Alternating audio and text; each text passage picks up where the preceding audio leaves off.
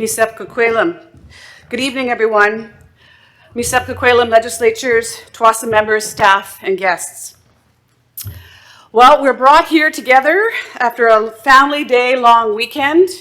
I hope that each and every one of you celebrated Family Day in a way that filled your souls and your spirit and stayed connected, and you spent it with the ones that you loved and the ones that love you.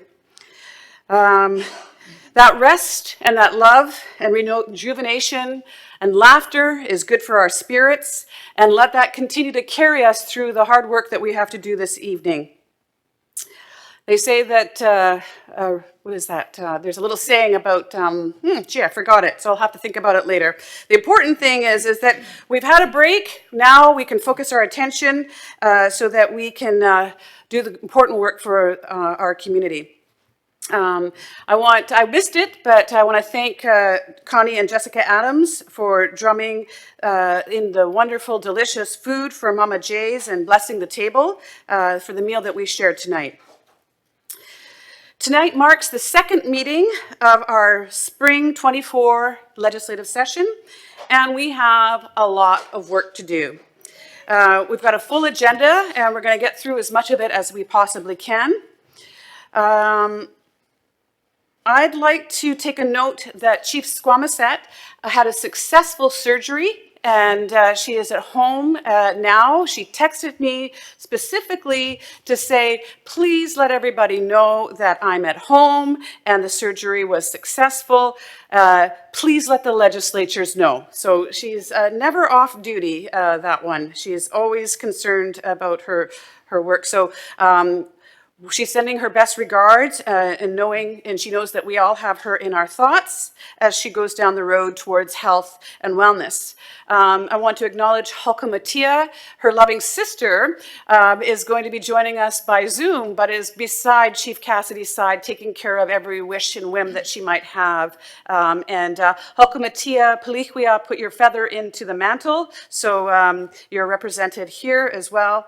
I also want to acknowledge that Quiaquia and Spalaktuit are both send their regrets, but they're away doing cultural work at Ste'elas with the family for Setsamia.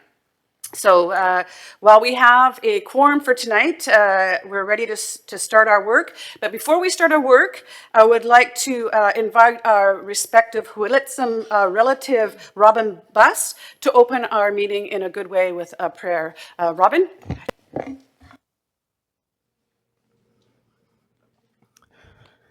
Haitsepka, thank you all. Oh. Apologies, it's my first time. Extra prayer. Squakek Tharnescu, my name is Robin. Talitsana Chulitsum I Squamish I Tuasim Esteu. I am Holitsum and Squamish Nation and from the Tuasin First Nation community.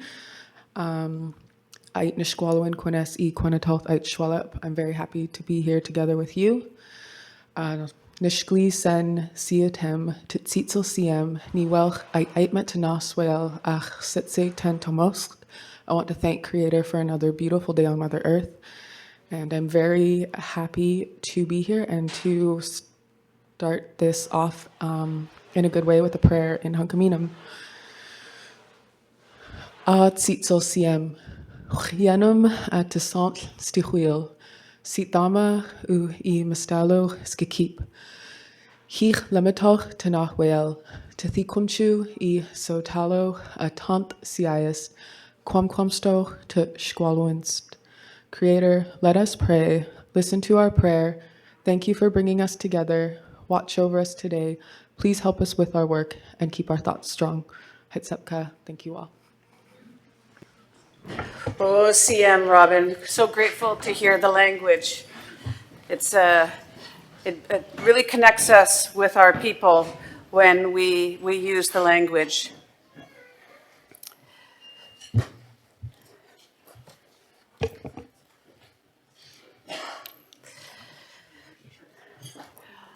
Tonight, our feather runner is Ryder Slade. Welcome back, Ryder, to continue to do an amazing job. As is our custom and protocol, I'd like to remind legislatures and staff to wait until they have the feather before speaking and to pass the feather back to Ryder when you're finished speaking. Heichka. Just a reminder, I've already done mine. Please put your phones on silent before we begin our sessions. That's your warning. If your phone rings and it's not on silent, we'll have a little jar and we'll charge you $5. And so that'll be like our version of a swear jar if we have our phone ringing during our session. So thank you for cooperating. For tonight's big agenda, we will start with a report from the TFN Economic Development Corporation. Next, we will hear an update on major projects from the Treaty Rights and Title Department. Next, we will hear a report on the previous resolutions. Once we've completed that, we will have a presentation on the Administrative Legislature Facility Project from Ori Scott of Urban Arts Architecture. That was a mouthful. Woo. Urban Arts Architecture. Finally, we'll have the first reading of Bill 002, 2024, the 2024 Land Amendment Act. And that's what we have planned for the agenda. If we have any time, we may move to hear the presentation from Schedule 5 and start that process, but we'll play it by ear and see how far we get. Are there any questions or comments regarding tonight's agenda?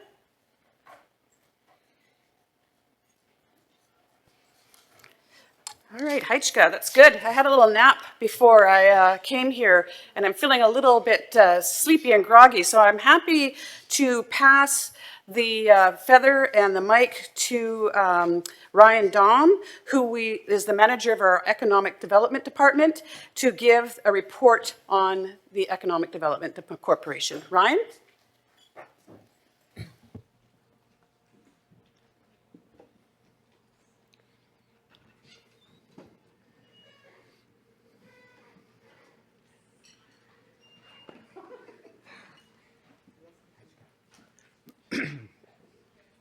Heichka Squeakle CM. My name's Ryan Daum, and I'm here to present the report on TFN's Economic Development Corporation's annual report for the year ending March 31st, 2023. So as background, TFN's Economic Development Act sets out a number of obligations which pertain to TFN's annual report. One is within 2 months of October 29th, we file an annual report including audited annual statements with the Chief Administrative Officer. Section 8-84 states that TDC must also provide a copy of the report to Executive Council, which must table that copy in legislature, which is being done tonight. Briefly, I'd just like to mention that this is really a historical requirement that is less relevant now in our current form, now that economic development is a department of the government as opposed to being run as a separate corporation. Previously, it had its own employees and a chief executive officer and external directors. Primarily, though, the details of the economic development department's activities and operations are being reported through the same mechanism as all other government departments. Due to those changes, the annual report presented has been pared down. Primarily, though, the focus of it is the audited financial statements, which are in the same form as presented previously, focusing on the corporation. I'm presenting this report as information for legislature. Hajka.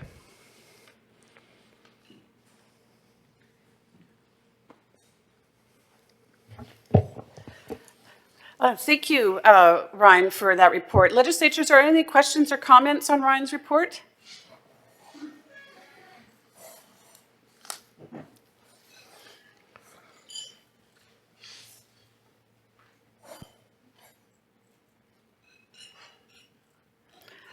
All right, Ryan, there's no questions. Thank you again for your presentation. Hajka.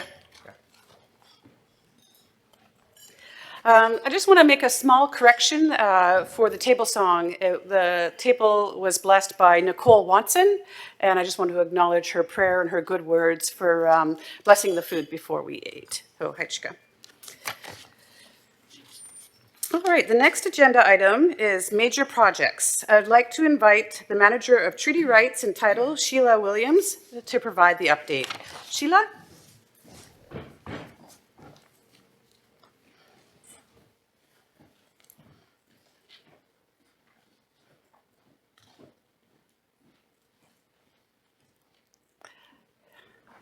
Hajka CM, nice to see everybody tonight.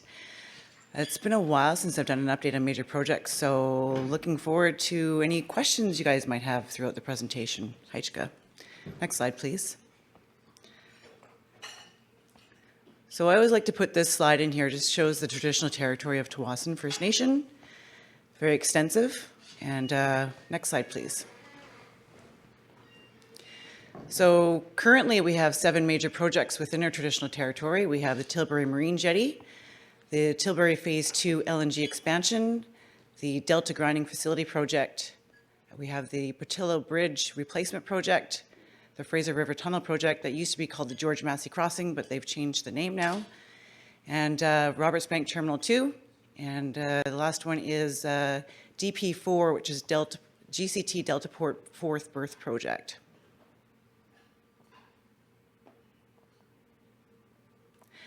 So we'll start with the Tilbury Marine Jetty. And the Tilbury Jetty Limited Partnership proposes the construction and operation of a new marine terminal facility located on Tilbury Island along the south arm of the Fraser River and Delta.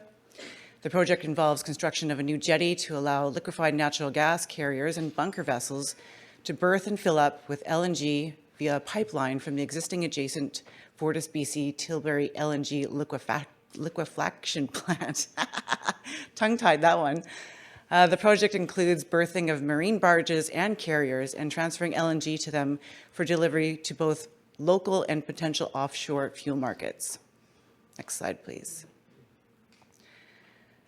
So key activities, the stage of the AA. So our current understanding is that the BC has not made a decision on the project, but may do so at any time now, that it has mandated accommodation commitments for Tsawwassen First Nation. Decision materials have not been provided to the federal decision makers and is unlikely to happen until February to March of this year at the earliest. And so what we're hearing from our federal colleagues is that the decision is possibly around April, but there has been no cabinet date set yet. Tsawwassen's approach has been consistently been to say that the project cannot be approved until TFN's concerns have been addressed. To address these concerns, the province has secured a mandate for accommodations for Tsawwassen to address project impacts. To our knowledge, TFN is the only nation that will receive accommodations if the project is approved. Some political sensitivities are that the prospect of LNG export tankers and new bunker vessels on the Fraser River remains a great concern to some Tsawwassen members. It'll be important to secure both appropriate Crown accommodations for the project impacts, but also to complete an acceptable agreement for cultural mitigation related to shipping from the project. This work is ongoing and ideally will be completed before any announcement on the project. Next slide, please. Next project is the Fortis Phase 2 LNG expansion, and it involves expansion of Fortis's LNG storage facilities on Tilbury, in part to support the Tilbury Marine Jetty project. This is the first project to follow the new Act, and there are 8 stages under the new Act. The EAA process for this project is in Stage 4 Application Development Review. So the picture on the left is the actual liquefaction plant, and they're looking to expand that facility right there. Next slide, please. So key activities here are the application development phase, and the decision is approximately 1 year away. The proponent is working to submit their application to the BC Environmental Assessment Office within the next month or so. Next will be the application review phase. This means that TFN is completing its Indigenous-led assessment, and the proponent is finishing drafting its project application. The EAO is revising its process planning documents on which they are required to seek consensus with Tsawwassen. This enables TFN to inform process planning for the rest of the project. And then the Tsawwassen's approach has been to make sure that there will be a Tsawwassen-led assessment on impacts to rights. Tsawwassen is advocating that the proponent's Indigenous engagement and consultation plan required under the new Act must reflect TFN-specific issues. Tsawwassen is also pushing for revisions to the proponent's application materials as they relate to our nation. TFN has been engaging directly with the EAO and the proponent on the assessment. Tsawwassen has recently objected to a new proposal of the proponent to use the river to bring construction materials, adding approximately 300 transits to the river during the construction period. Some political sensitivities are that this project is linked to the jetty project and has many of the same sensitivities to that project. The new proposal to increase shipping traffic during construction will likely increase sensitivities within our community. We're currently working with the EAO to amend the process planning documents for the project. This step requires EAO to seek consensus for Tsawwassen First Nation. Tsawwassen could also trigger dispute resolution under the Environmental Assessment Act to try and reach consensus. Presently, TFN is working with EAO to determine how revisions to the process planning documents, including information requirements, can address Tsawwassen's concerns related to the proposed increase in shipping during project construction. Next slide, please. Delta Grinding Facility Project. This is a project being proposed by Heidelberg Materials. Used to be called Lehigh Hansen. They've changed the name.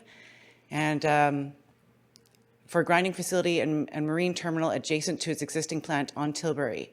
The project requires filling part of the river. Shipping will involve 10 calls per year by Panamax vessels and approximately 100 barges a year.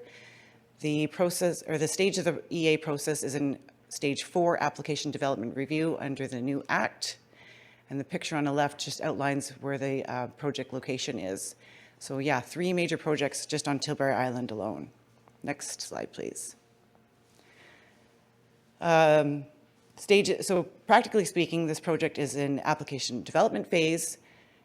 Decision is approximately 1 year away. This project is in the process of transitioning to the new Environmental Assessment Act, and we are in the stage of completing the transition order and related to materials.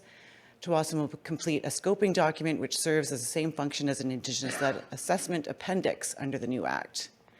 Tsawwassen's approach has been working on its Tsawwassen-led assessment. Tsawwassen has worked with the proponent and EAO since the start of the EA. This proponent has been relatively easier to work with than Fortis and has agreed to capacity funding and engagement principles without much difficulty. Staff have not yet engaged in commercial negotiations with this proponent. Some political sensitivities are that activities are largely on land, but there is a shipping component.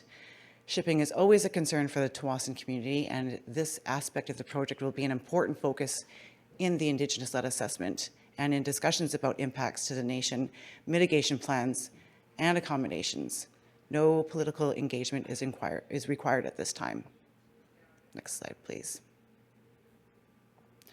Pattullo Bridge Replacement Project. They're just replacing the Pattullo Bridge with a new bridge, basically. Next slide, please. So key activities, the project is subject to environmental assessment certificate that was issued back in 2020, and the project and environmental review permit issued by the Vancouver Fraser Port Authority. This project is in the design and construction phase, so it's post-EA. And construction began in 2021, and the new bridge is scheduled to open in 2025.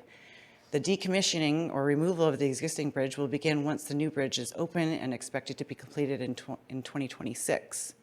Tsawwassen's approach has been an active member of the project working groups, providing input during both the environmental assessment and the construction phases, including significant archaeological participation and offsetting discussions. This is important to note because, you know, we're going to be going into, say, Roberts Bank Terminal 2, and what does it look like to monitor the actual construction process? And what we found here is alarming in my team's eyes, where an independent environmental monitor is tracking compliance with the certificate and permit conditions, including the Construction Environmental Management Plan, the CEMP. The IEM has identified 1,813 non-compliances with the CEMP since the start of construction.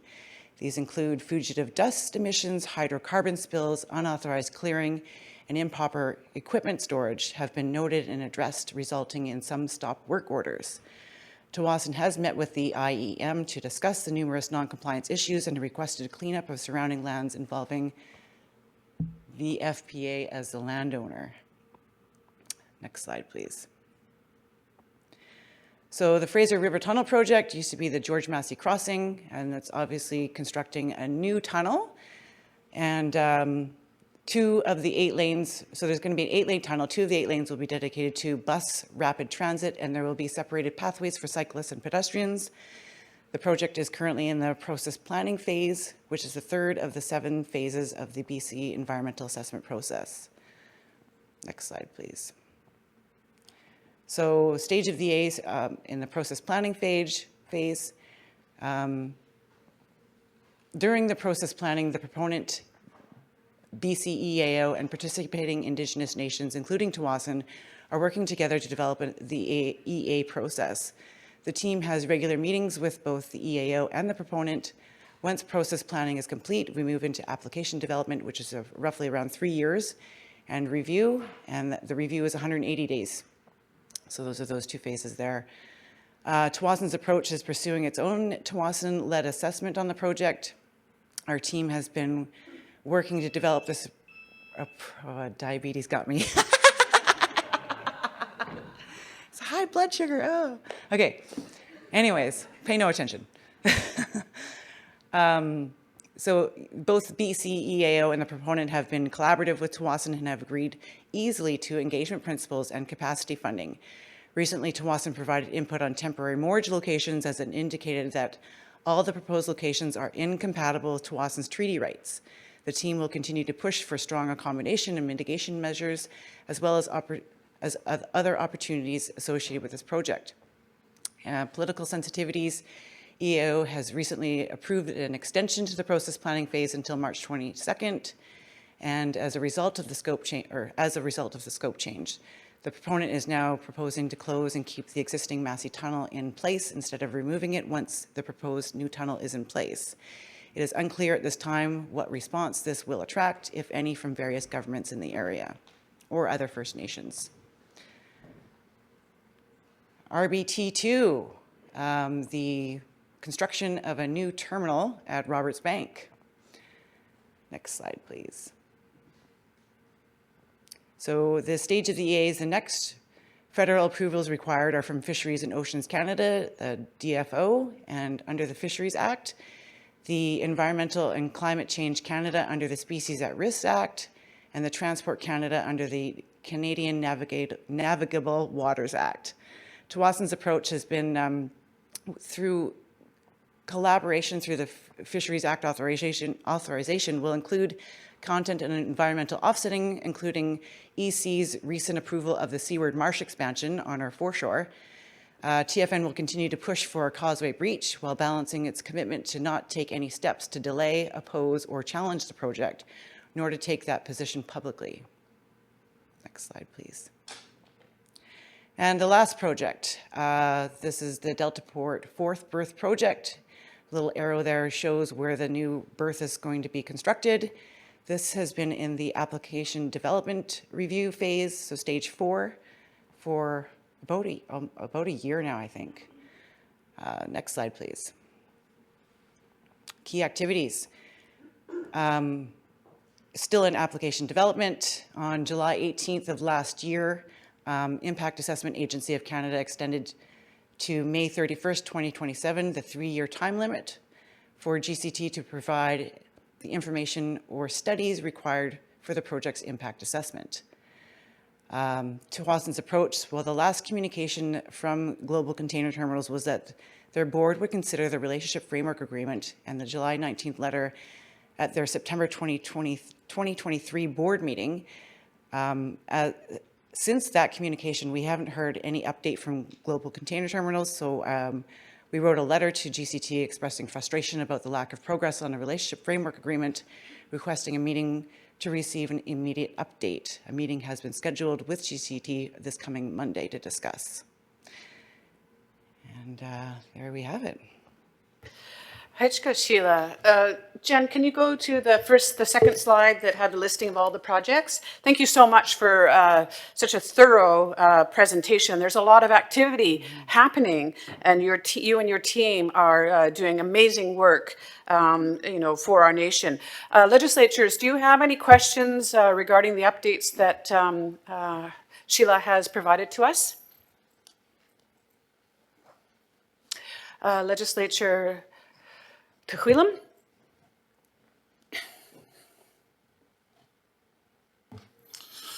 Awesome. Thank you for your presentation, Sheila. Just interesting to see, I guess, on the Delta Grinding Facility project, it seems like there's rather a large footprint that goes into the river. So I look forward to see the work ahead on that one and what the TFN people think of that and what, I guess, our neighboring nations think of that project. And for me, it seems like there's some concerns there with that large footprint in the river. So I look forward to that work upcoming. Hajka. Hajka, Legislature Coquitlam. Legislature Sultanat? Okay, Hajka. In the beginning, I promised not to ask questions because the camera's on me, but here I am. So there's a few things. How safe is the traffic going up the river? I'm thinking about the fisher people, and you have, 300 vessels going up for the expansion and another 100 for the Delta grinding. So that's a lot, so is that per one a day? Or how is that going to work without any, not being negative, but for if there's a collision or more pollution or, spills and what have you, that's a lot of vessels. That's just one question, so I'll see. Yeah. Thank you. Hajka, Sheila, would you like to respond to that? Hajka CM. Oh, hello. Hajka CM. Sorry, the question was how much more vessel traffic is going to be in the river and how's it going to impact our fishers? Is that correct? So that's the one thing that my team and I have been consistently pushing against those 3 proponents on for Tilbury Island because they're increased shipping impacts to Tsawwassen's treaty rights, which is harvesting in the Fraser River, right? I don't know how that's going to be addressed yet, but Tsawwassen continues to push back on that. One of the things that we've done in the Tilbury Marine Jetty project is to not have any vessels traveling during food, social, and ceremonial windows during our fishing times. That's something that's likely going to translate into the other two projects, which would be Delta Grinding and the Fortis Phase 2 expansion. I don't know, there's going to have to be like an emergency response plan that will be developed in conjunction with our community, but also with, I think, the proponents and also with regulators on those three major projects alone to make sure that our fishers are safe. All of that stuff has not been developed yet. It's still we're still assessing what are the impacts are going to be, and then we can look to see what kind of mitigations that we can do or avoidance. And if at the very end, then it'll have to be accommodating for our losses, basically, right? Sultanat, would you like a follow-up? Hajka. Okay, thank you for the clear explanation. But, you know, like you brought up another question in regards to what the other speaker asked about neighboring nations like Musqueam and whoever else uses a river down here. You know, like, so with the impact it's going to have on us, it's going to have a bigger impact on them because they have a bigger nation. So are they included in the negotiations, or do you guys have to meet separately? Okay, Hajka. Hajka Sultanat. Sheila? Hajka Siam, good question. So when I'm at the table with the proponents, I'm just negotiating on behalf of Tsawwassen First Nation. The other piece, though, is that I do have regular check-ins with Musqueam on a monthly basis, just to talk about different issues for major projects. The other thing is that Musqueam is its own nation and will have its own priorities and objectives when it comes to major projects. We've seen that happen with the Tilbury Marine Jetty project because they are a partner in that work. So they have an agreement with the proponent already, whereas Tsawwassen is still pushing against the proponent to make sure that we have accommodations for the impacts to our rights because of the project. So it's different. It depends on where they are in the project and, you know, what are their priorities, right?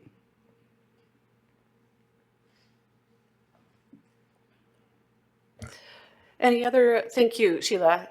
Any other question, legislatures, for Sheila about these 7 major projects within our traditional territory? Legislature Squamiah? Hajka Squeakle and Hajka for the feather. I was just wondering if there will be opportunity for TFN members to be trained on the environmental aspect. So like how we have field workers going in for archaeology to ensure that that's all being followed. Will we have somebody on site at these projects for the environmental aspect of it? Hajka legislature. Sheila? Hajka Siam, very good question. 2 things come to mind here. I've just received funding to roll out an environmental monitoring sort of training for this coming fiscal year. The other piece is that my department, along with Natural Resources, need to work together to develop sort of an Indigenous monitors plan, I guess, for these major projects, because if they're going to go ahead, we need boots on the ground in protecting Tsawwassen's interest, right? We can't just rely on word of mouth from different people. And so there's a lot of work ahead to develop what that's going to look like and monitoring all of this work happening within our traditional territory. So that's ongoing work that will have community consultation involved as that work progresses. Hajka, Sheila, do you need to have some orange juice or do you need to do something? Okay. Questions or comments from legislatures about the 7 major projects presentation that we just received? A Sultanat, legislature, a Sultanat. Hajka Squeakle and Feather Runner. So in regards to the tunnel project, you said there's going to be 8 lanes, 1 for the buses, 1 for the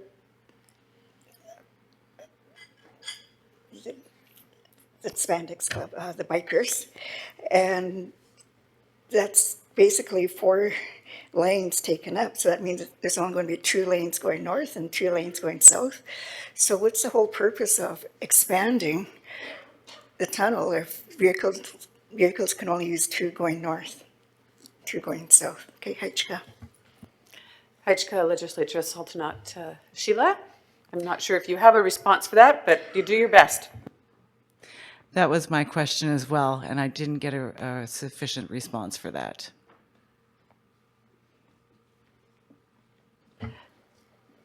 Good questions. Any more questions? There's a lot of projects on our territory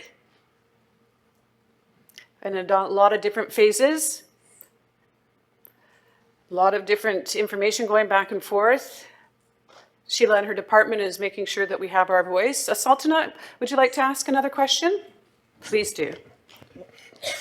Okay, Hajka Squeakle, Feather Runner. With the Roberts Bank Terminal project, what do the fishers say about, like our TFN approach?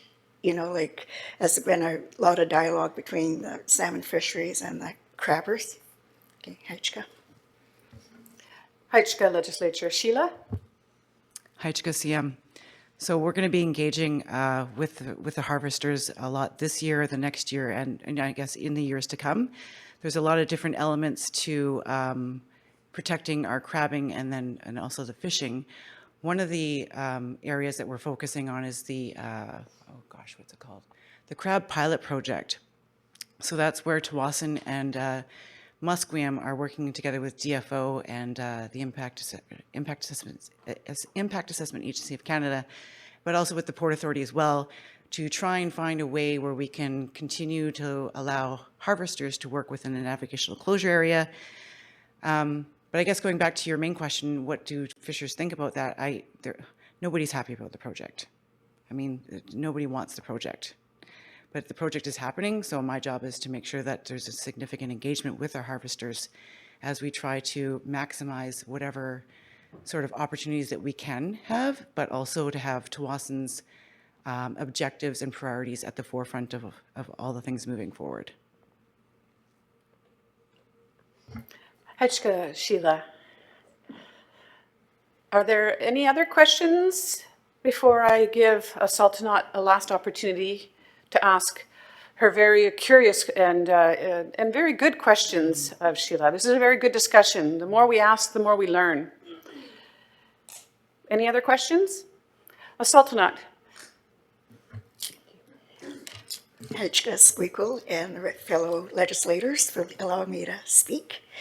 And Sheila, I just want to say thank you. These are a lot of projects. I think there's going to be a lot of questions, and like not all the time we're able to participate in your workshops, but like, are you going to do any more presenting this time, or this is it in this session? But it's a lot of information, like there's a lot of concerns and everything else, and hopefully that people will have that opportunity. Hajka again. Hajka Legislature Sultanat. Sheila, would you like to respond? Hajka CM. So there's a lot of community engagement that's going to be happening within the next year or two on a few of these major projects especially. But the other piece is, oh my gosh, I just lost my train of thought. There will be significant engagement with community coming forward. The other thing is the impact assessment framework. That is another piece of work that's not a part of these major projects. That is we're trying to develop with UBC as a partner to develop our own impact assessment framework for Tawasin by Tawasin, which will help guide us in these major projects. When these come down the line, proponents will know, okay, how do we engage with Tawasin? Will Tawasin even want to engage in this process or not? Does it align with Tawasin values? All of those big questions, because right now we're very reactionary, and I'd really like to see us be proactive when it comes to this, especially as a self-governing nation, right? We need to have our own, I think, law when it comes to impact assessments in our traditional territory, because everything's dwindling, and we can't just say, oh, let's go do a different species and just harvest those instead, right? That's not the way it should be done at all. So please look forward to, more engagement on the impact assessment framework too. That's coming up over this year and next year. Hajka Sheila, and I thought it's an excellent balance to your presentation, the projects and then the work that we're doing. I see that Legislature Marianne had a question. Legislature?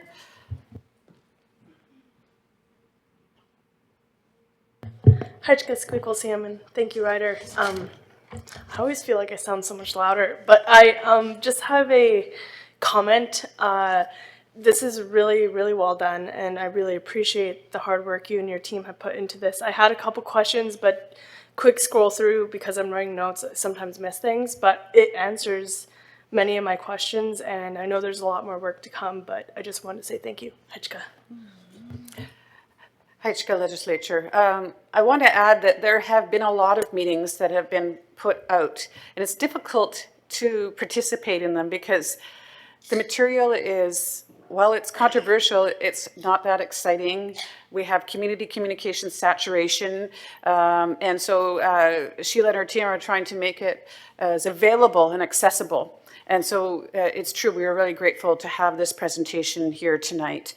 I do have my own little question about that 7 projects, major projects in our traditional territory. So that's 7 major. What about the minor ones? How many are there? And will there be a project saturation where enough is enough? So just a couple thoughts for you to respond to, Sheila Hajka. Hajka CM. I don't know at the top of my head how many projects are actively happening that are in the referral process, which is outside of the major projects. Oh my gosh, what was your last question? Major project saturation for our territory. Right. So here's another piece of work that I'm working on, which is I'd like to do a reasonable opportunity study as part of the treaty. And what that means is that have we reached the threshold of having a reasonable opportunity to harvest in the Fraser River because of all the developments happening in the Fraser River, right? We don't have anything tangible that says, okay, you've reached a certain threshold, you've reached a certain point that would give us the leverage that we need to say no more projects, basically. So that work is hasn't started yet, but it's on my list of to-dos. Hajka. Excellent. That was exactly what I was trying to dig out. So, Hajka, so much. Are there any other questions from legislatures about the 7 major projects within our traditional territory? Okay, I'm just going to do this one more time. Sultanat, will you, do you have one last question that you would like to offer Sheila? And then we'll move on.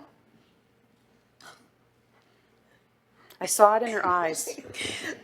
I hate to say no to her. You should not have asked me that because I would always have a question. That's good to hear. That's Okay. good to hear, Hajka.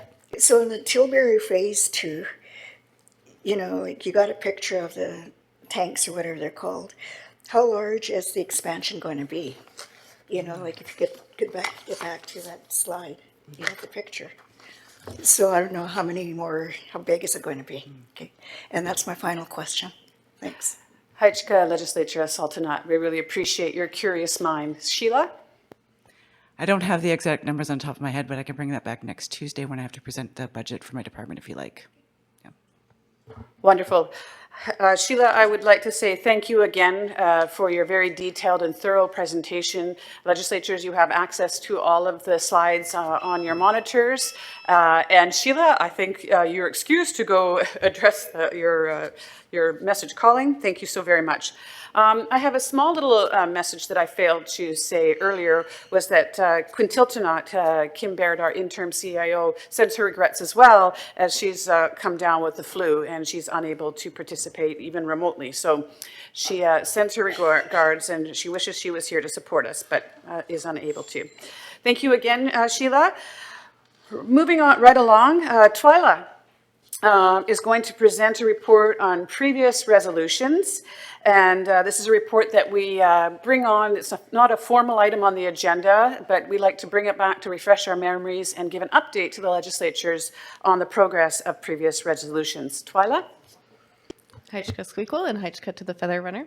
Good evening, legislators. It's nice to see you all tonight. So as Squeakle mentioned, I'm presenting the report on previous resolutions. And as you know, resolutions are an expression of the will of legislature, and they're used to direct Executive Council to examine legislative, regulatory, or policy options on any particular topic. To provide accountability and transparency to legislators, we do, at each session, provide an overview of the responses to the previous resolutions. So I'll go over some of the updates. The first was on the resolution to examine providing services to members 7 days per week. So in response to this, HSS staff are in the process of expanding the substance use support coordinator hours and have also extended the timing for a variety of different youth programs. They have experienced some low attendance for the drop-in programs and so are continuing to explore and evaluate ways to enhance the service delivery, such as exploring hybrid options for low turnout programs and emphasizing the types of events that have the high attendance. The second resolution is for Executive Council to direct staff to review member use of Tsawwassen First Nation programs. So this is one that we're coming at from a few different directions. Some of this work is happening through the community safety strategy and some other ongoing HSS policy work, where we're reviewing the existing programs to identify gaps and examine pathways to fill those gaps. More specifically, we last year reviewed the Recreation Pass program to assess how many members were utilizing the Club 16 and Delta Recreation Passes. This review led staff, with EC's direction, to repeal the program and introduce a new recreation reimbursement policy, which is now available to all members for a more flexible set of programming. We're also at the beginning stages of an evaluation project related to the periodic review to create a framework and tools for ongoing evaluation of TFN programs, services, and institutions. So I think you can probably expect to hear updates on this one for a while into the future as we work on those. The next one, similar, a resolution to request amendments to the Health and Social Services Program Policy. So HSS, PIGA, and member services staff are all working together with a consultant and several experts on the community safety strategy panel to assess the current policies and do some updates there. So this is going to be a large area of focus for us over the coming year and expect to hear more specifics on that one at the next update. The next was a resolution on awareness and support for members suffering from disordered eating. So HSS staff have connected members with private treatment services and are currently liaising with nonprofit foundations in the Lower Mainland to provide members with supportive care. And we are also exploring ways to potentially add eating disorder dietitian supports on lands, as well as health education to provide more awareness. On the resolution to request that EC examine options to develop a TFN members website or app, we have underway the communication strategy project, and within that will be recommendations related to a website or app that will soon be presented to Executive Council for their review. On the resolution to request that EC examine amendments to the Election Act, that's one that staff have been working on actively as well. So you may recall we did a workshop on the Election Act at the fall session, and we've also been doing engagement at the off-land sessions, and I believe we did a session with Advisory Council as well. So we're expecting a bill to come forward, if EC blesses it, probably this fall or next spring. On the resolution to review EC's rules and procedures for the conduct of its business and affairs to consider the current barriers to EC operations it poses to, sorry, I think I missed a word there. EC operations it poses to eligible Tsawwassen member who might run for an election. So this is one where staff have done some research with other modern treaty nations to understand about their operations and try and learn some lessons. We do have a report ready to present to EC and expect that to be coming in the next quarter. And finally, we have the resolution to call on Executive Council to consider reassessing the current legislative and policy framework relating to TFN member businesses. And this resolution actually goes back to 2020, but I think it's a really good example of how we continue to work on these over time. So the procurement policy was amended in 2022 to give member businesses special treatment in any TFN purchases. There's also an interim strategic plan that Ryan's team has worked on for economic development, which EC approved in principle, and staff are working on an engagement plan to better understand and align with that plan with member business needs. And then on the policy side, we're also working to update the member business development guidelines to make it more accessible to members and to clarify how funding supports work, as well as any non-funding supports. that can be provided for member businesses. So those guidelines, I think, came into play last fiscal year, and we're working on formalizing those in a policy for this year. And that is all I have for the previous resolutions report. Heichka. Heichka Twyla, it's good to see that the words of the legislatures are in staff's plans, and that it's good to hear the updates, it's good to hear the activity, when there's progress, when there's slowing down, and how they tie into other things that we're working on and how they evolve over time. So thank you to staff and Twyla for organizing that. Are there any questions or comments for this report for Twyla? Legislature Squamia?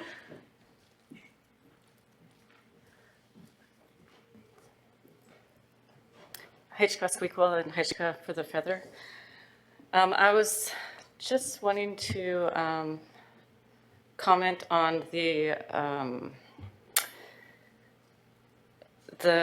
introduction of the new policy to replace the Recreation Pass program, which we were told a little bit about in our workshop, and I believe it's like a reimbursement up to $600 per member. I'm just so excited about this program, and I just want to know if there's any plans to, I don't know, maybe do a community notice or something to help educate all of the members that this is available, what it may cover or may not cover.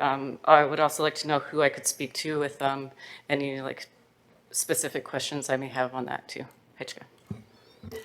Heichka, Legislature Squamia. Twyla? Ryder, you're getting your exercise today. Heichka. Yes. I believe we did run something in the community notice, but only for a few weeks, so we can get that back in.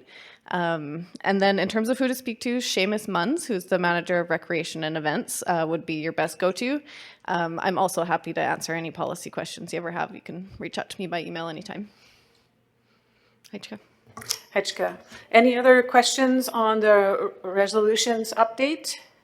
Previous resolutions from legislatures?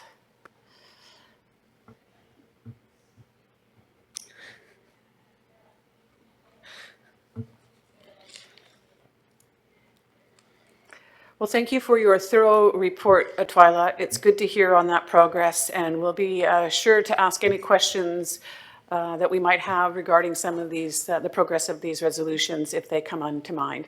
Heichka Twyla. I also want to remind legislatures that your voice has power with these resolutions. You make change, you affect programming, you affect the work that needs to be done for our members, the benefits that they receive. You listen to their voices and you bring them to this table in the form of resolutions. As a reminder, you have until March 7th to contact any staff with any new resolutions that you might have. And that's only 2 weeks from now. We got a lot of things to cover, but if you have in mind some resolutions, start drafting them now and then seek out some support for staff to make sure that they are in the right format. The content is yours, but the format allows for it to be clear and concise so that other legislatures can hear what you're proposing. So excited to hear what resolutions might be put on the table, but March 7th is the timeline in which you have to prepare those. Heichka. Let's move on to the next part of our agenda, which is another update, an update on the Administration Legislature Facility Project. I'd like to invite Manager of Community Planning Services, Rasika, and Ori Scott of Urban Arts Architecture. That one is giving me trouble, sorry, Ori, to provide an update on this work that we've been doing.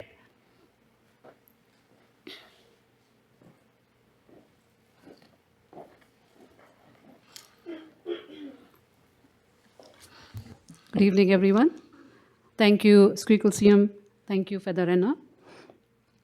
So I'll just start off the today's update with a little bit of a background of the facilities planning project that actually started in 2019.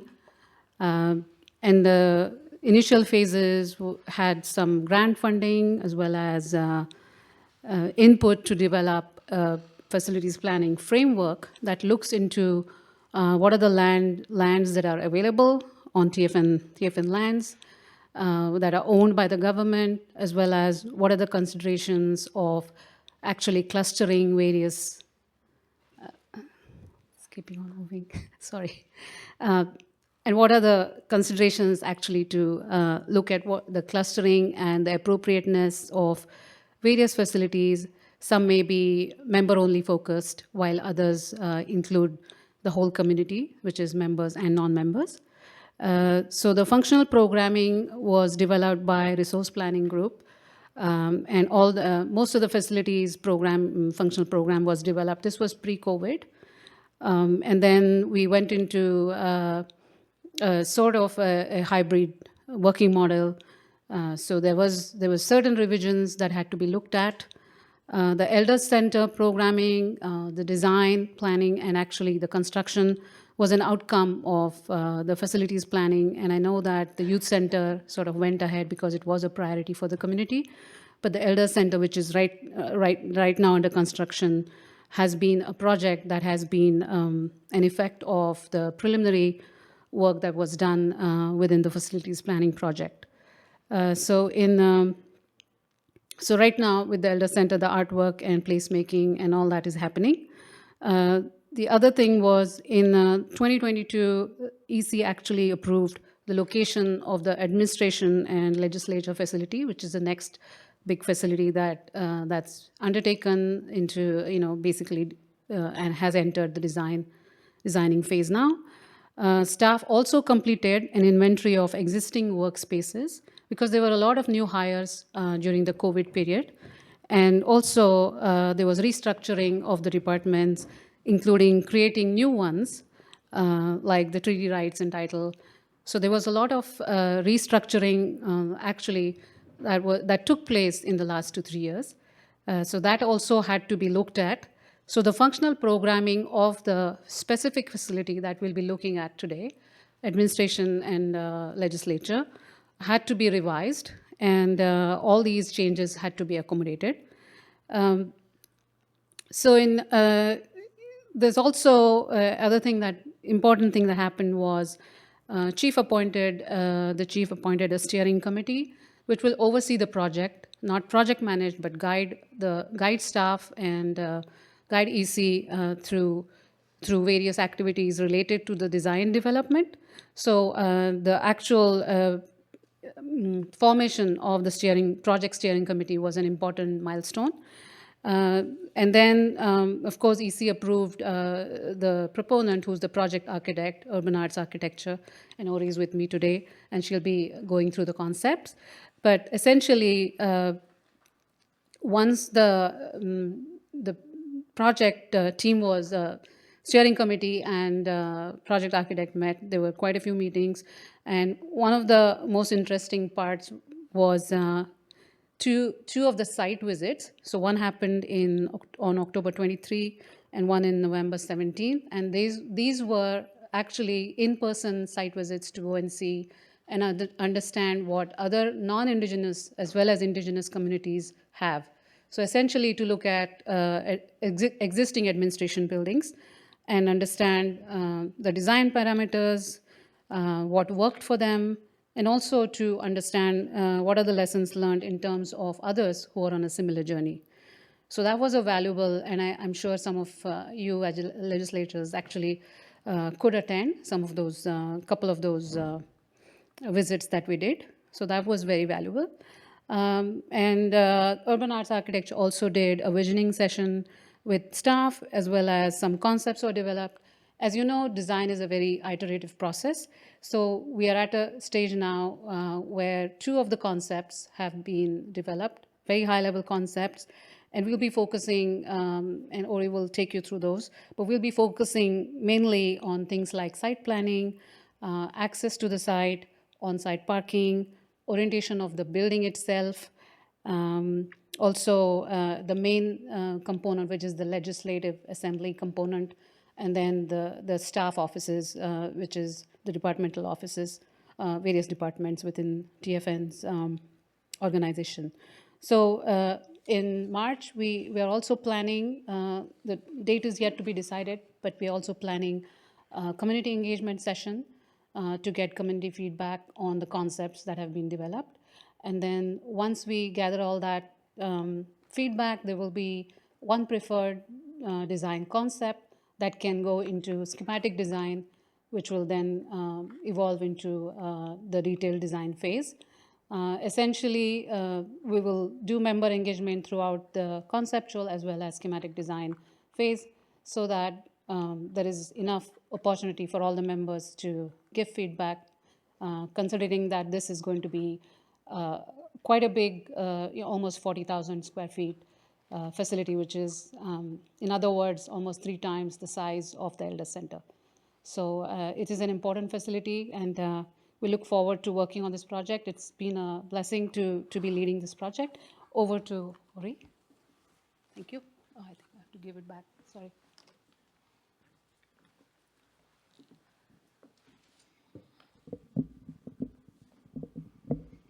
Haichka, Uri Scott, CA, Sinana, Kena Wunda, Clincho Gotino Gotsoete. So my name is Uri Scott. I'm Clincho Dene, originally from the Northwest Territories, and it's an honor to be here on your lands tonight. Masicho. I'm a principal at Urban Arts Architecture, and as Rasika said, we've been asked to do the design for the legislature building and administration building. So Rasika took you through some of the kind of early stages that brought you to where we're at today. We're here to present and give you an update on our concept design. Moving forward, as Rasika mentioned, we'll be going out to the community to get some engagement and then move into more detailed schematic design and detailed design starting the summer and later half of 2024. Next slide, please. So to give you an idea of how a project evolves, and along the way, there's always opportunity for future engagement. Really, we're finishing up all the orange bubbles. So really in the initial design phase, setting out and understanding the site and massing and finalizing kind of all the bits and pieces and the important high-level stuff that goes into a project. From then we'll move into, as we get into more detailed design, working up to a building permit, and then starting tendering the project and starting construction. And then again, that takes, sometimes a couple of years to do construction and then finally the building. So there's still lots of pieces until you get to move into your new project. But we're happy to be here today to be able to present you this update on the concept design stage. So the building will include a space for the legislature, legislative offices, as well as administrative offices. The intent of the project that's come out of our engagement so far is for it to be a community hub, as well as a legislative hub, and a place where you can strongly declare and identify and state your culture and be able to practice your values and protocols within a space moving into the future. So you can see on the list some of the administrative departments and legislature departments that will be housed in this new building. Next slide, please. From our vision session with the steering committee, we identified images that could help us understand better the look and feel of the building. And we really heard through our community tour and through our vision discussions how important it was for the building to be warm, welcoming, friendly, have opportunities to show culture, display art, but also be a building that is really cost-effective and that takes into consideration the environment and is a building for the future. Next slide, please. So from those discussions and our ongoing discussions, we've set up a series of guiding principles around site massing, flexibility and adaptability, sustainability and resiliency, as well as setting out guidelines for the project to be warm and welcoming and incorporating Tsawwassen values. So these overarching guiding principles we're using as a way to guide ourselves in our design process, and also as an assessment tool that we can go back on and say, are we meeting, are we checking the boxes? Do our concepts address the kind of goals and values of the project? I think just going back to like the statement that's come out of our discussions is the new administrative and legislature building will be a place of self-governance that celebrates TFN's rich history, culture, and values. It will be a welcoming place imbued with respect for the land and sea. As a community hub for sharing, ceremony, governance, and the preservation of cultural heritage, the design will incorporate local art and use warm building materials. It will be cost-effective and durable, and will be a place to celebrate the past and the future. This facility will serve as a hub for hosting TFN members and guests while fostering a sense of belonging, respect, and reinforcing TFN's title to land, commitment to honoring the past while embracing adaptability and innovation for a resilient future. So this statement is something, again, that we're using to guide us, and we're open to kind of formatting it and crafting it if you have any comments. Next slide, please. So we've developed two concepts that we'll share with you tonight. And we prepared models, which are on the side. We kind of loosely call one of them the longhouse option, and then the other one will refer to it as expressive form. So this first option that we're sharing with you is about 60,000 square feet, loosely in building area, and accommodates about 99 parking stalls. Some of them surface and some of them are under the building. You can see in the top left-hand corner a little site model. The blue arrow shows where you might have a vision out or a view out onto the ocean, and the large red arrow is showing a connection to future community project lands that are meant to be adjacent to the site. We understand the site has community buildings planned for the future. We're also looking at possibly having shown in that kind of yellow box beside in that community lands area future overflow parking, in addition to the parking that we're providing on site. This strategy for site planning we're using in both concepts. The red part of the building is where that's kind of highlighted in red. In the massing model is the section where the legislature is, and the other kind of white bar is where the administrative offices are, and they're connected together. From a site perspective, the area in the corner on Fisherman Way and Yarrow Drive, it's highlighted with a red square, is where we see a welcoming ceremonial plaza that's connected at the ground level, and then you can come up into a covered outdoor area that brings you into the legislature block. Next slide, please. In both concepts, we've looked at how we can provide opportunities for hosting and gathering spaces, because we heard this was really important. So not only within the legislature and providing things like a kitchen so that you can serve meals as you've done tonight, having a warm and welcoming reception, but also having that opportunity for welcoming people onto the site on the outside of the building, as well as having places for staff who are working in the building to have soft seating areas, and for things like for coffee breaks and meals are spread throughout the building. Next slide, please. We've also identified within this concept where there are opportunities as the design develops to provide opportunities to express culture and incorporate Tsawwassen art. So whether it's display cases in the lobby or murals on the wall, either within the legislature room or in the lobby, as well as opportunities on glass and for hanging large pieces of art as well, are all things that we're considering, and we'll continue to work with you and the community and the steering committee to incorporate these as we go along. Next slide. The next option we're calling expressive form, and this one is similar in size to the last one. It's just a little bit bigger at 61,000 square feet and provides a total of 86 parking stalls. You can see in this one that we've provided kind of a triangle parking off the new street on Yarrow Drive. In both options, we have access onto parking from the back onto Yarrow Drive, and in this case, it's kind of a loop around.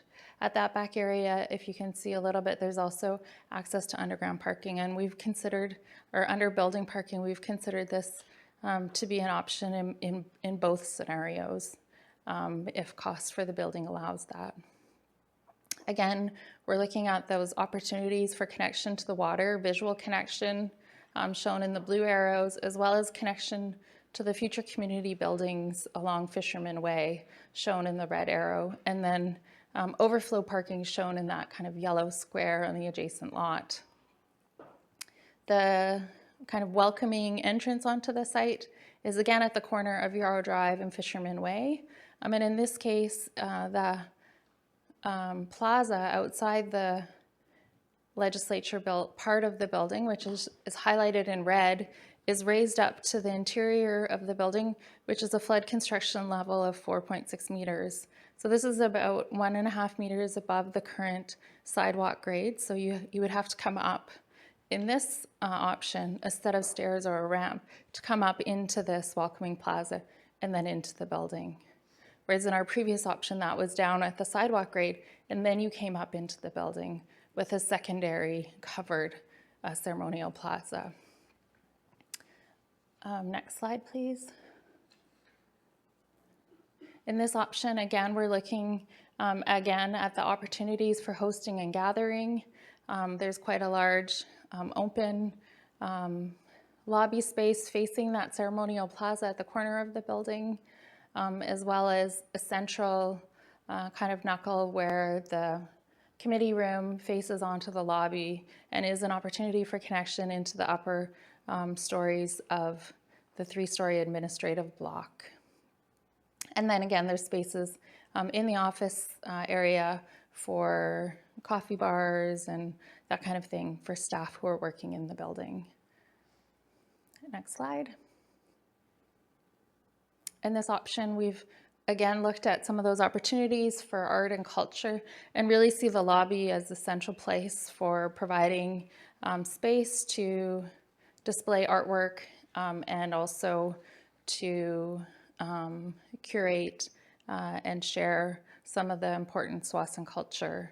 We see that ceremonial plaza outside of the building as an opportunity to have potentially welcome figures, and then within the legislative hall to have murals and other large-scale artwork, including incorporating the beautiful door that you have within your legislative space today with the birds on it. Next slide, please.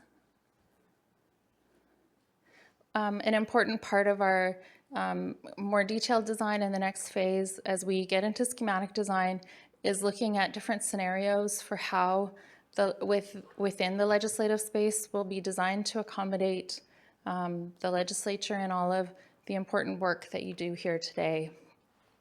From how people will sit, how you will sit as a legislature facing each other and working together, where staff will sit to support the legislative proceedings, and then where people will be hosted for the meals before the legislative session. So we've looked at different options and how this might be incorporated, and we'll continue to have discussions on how to bring this forward into the design of the proposed preferred concept option. Next slide, please. We've done a comparative analysis because this is something that we're really looking for feedback on, how and which option is preferred so that we can choose one or choose parts of both and make them into one so we can move forward with the design phase. So some of the similarities in terms of site and massing is around the building size. The program is all the same. It includes all the same kind of offices. We have a little bit different count for parking, but it's really close, and we can get them as we continue to work forward to be the same. In both cases, we're providing a privacy landscape buffer along the community edge of the existing residence. However, on the longhouse option for site and massing, we feel that that one's providing a little bit more privacy to the existing neighbors because it's further set back from that area, and the administrative offices aren't looking out onto the adjacent site. The footprint of the longhouse option takes up less space on site, so it's smaller overall footprint-wise. From sustainability and resiliency, we're in both concepts raising the building up to the 4.6 meter flood construction level. However, the expressive form has been designed to sit on the site to really take into consideration solar gain and winds, and will have a reduced long-term operating costs because of the impact of solar heat gain. So that one has been designed to really fit into the environment in that way, whereas the longhouse one has been designed to fit into the street grid. In terms of warm and welcoming, we find that both are incorporating and have an opportunity to strongly incorporate in the future Tsawwassen values and art, hosting gathering opportunities, as well as having space for outdoor ceremony. However, in differences in this area, the longhouse form offers kind of two grades for some of that hosting outside of the building, from the sidewalk grade plaza to the upper covered plaza. The ceremonial place adjacent to the main entry in the expressive form is part of both of them. However, the expressive form also has an additional outdoor gathering space kind of behind it that's a lot more private and provides opportunity for kind of contemplative outdoor space that isn't incorporated into the longhouse option. Next slide, please. So just from a high level of all of the points that we've discussed, we've kind of assessed and provided an evaluation for you of where we see kind of their strengths and weaknesses from all of those points. And, you know, the big differences being around solar gain, that contemplative outdoor space, and then connection to future community development, the footprint, the privacy, and the visual connection to the ocean is challenging for both options. We do have a site model so that you can see how these forms kind of fit in the context of the site when you have an opportunity, if you'd like to look at them. Heichka, Squeakle CM, if there's any questions for us. Heichka, Uri, I'm so glad that you got to come to see the legislature in session after some of our tours and touring around and seeing what we're talking about when we say we're sitting together. We have our community behind us. We feast together. We have our staff here. So I hope that this gives some more context to the work, the good work that you've been doing with us.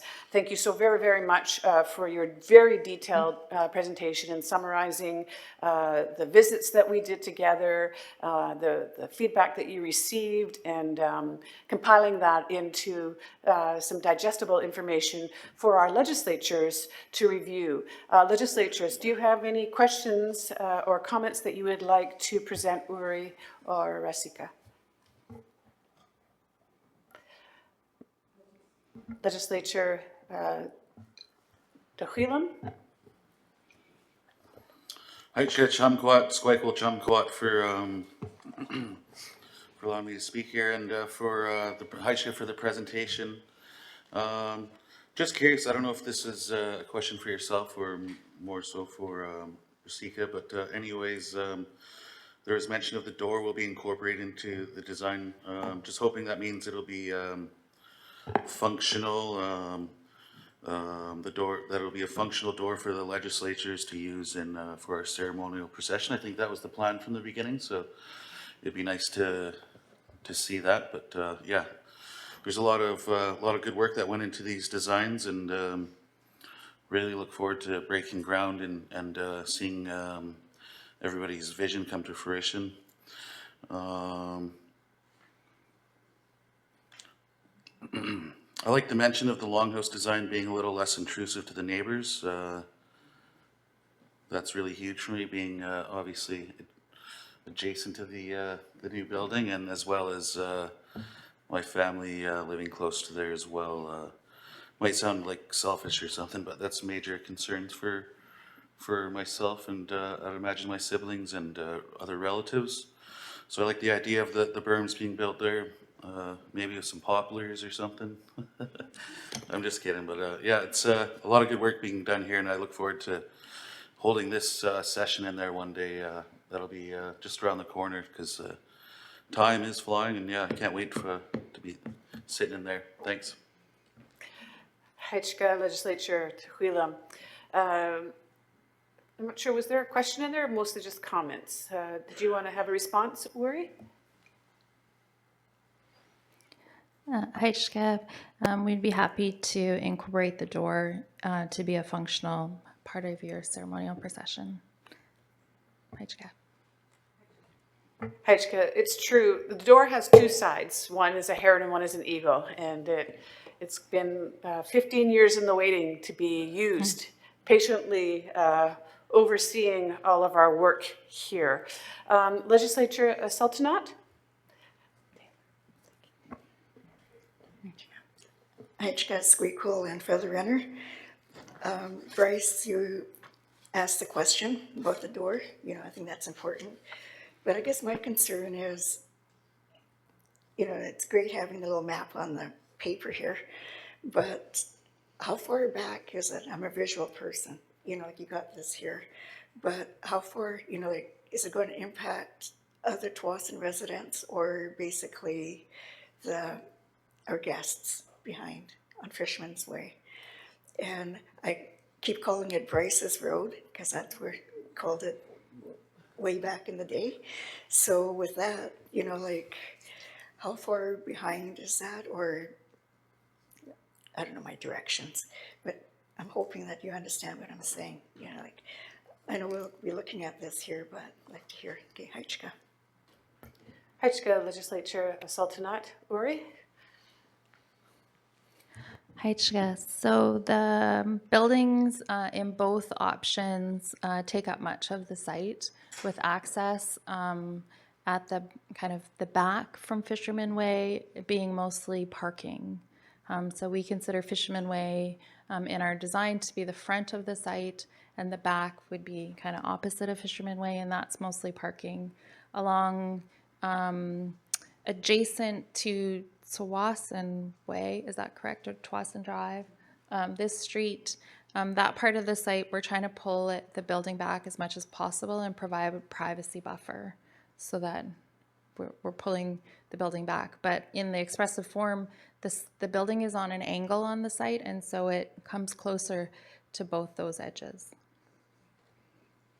Hajka, Uri, perhaps Loretta, one day we can take a walk and we can go out there and take a look at it. I think the model will help a little bit, but I'm visual as well, and it made a big difference getting out there to see the size of the lot and what it might look like. It's going to be different for sure, and we're working on making sure that we can protect the privacy of the residents that are our families that are going to be surrounding that.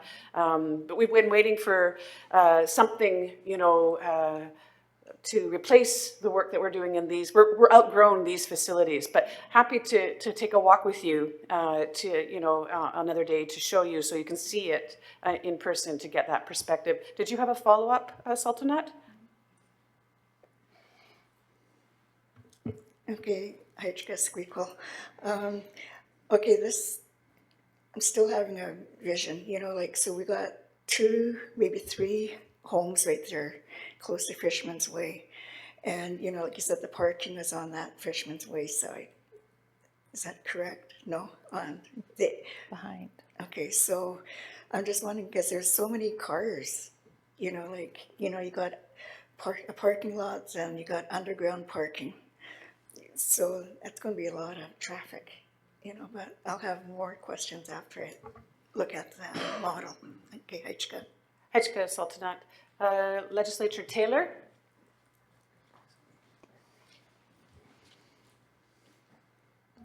Just before you start, Legislator Taylor, when we finished our questions, we can take a break and then we can go look at the model. And then if you have any more questions after the break, we can have any additional questions, or you can ask Uri on the break and if it's just a curiosity question. Legislator Taylor? Hi, Chair Ryder for the Feather. I missed the last steering committee meeting, so I just want to say thank you so much for this. It's my first time seeing the proposals, so I'm just really impressed with the work that you both have put into this with all of our comments and just every little detail about, our public spaces and warm and welcoming spaces. It's all there, so just thank you so much. It looks great, and I look forward to the community engagements we'll have. I'm really looking forward to hearing the community's comments. And I was also going to say, I was going to take a look at the models and then probably have some more questions. So thank you. That's all I have to add. Hechka Legislator Taylor. Legislator Tuquilum?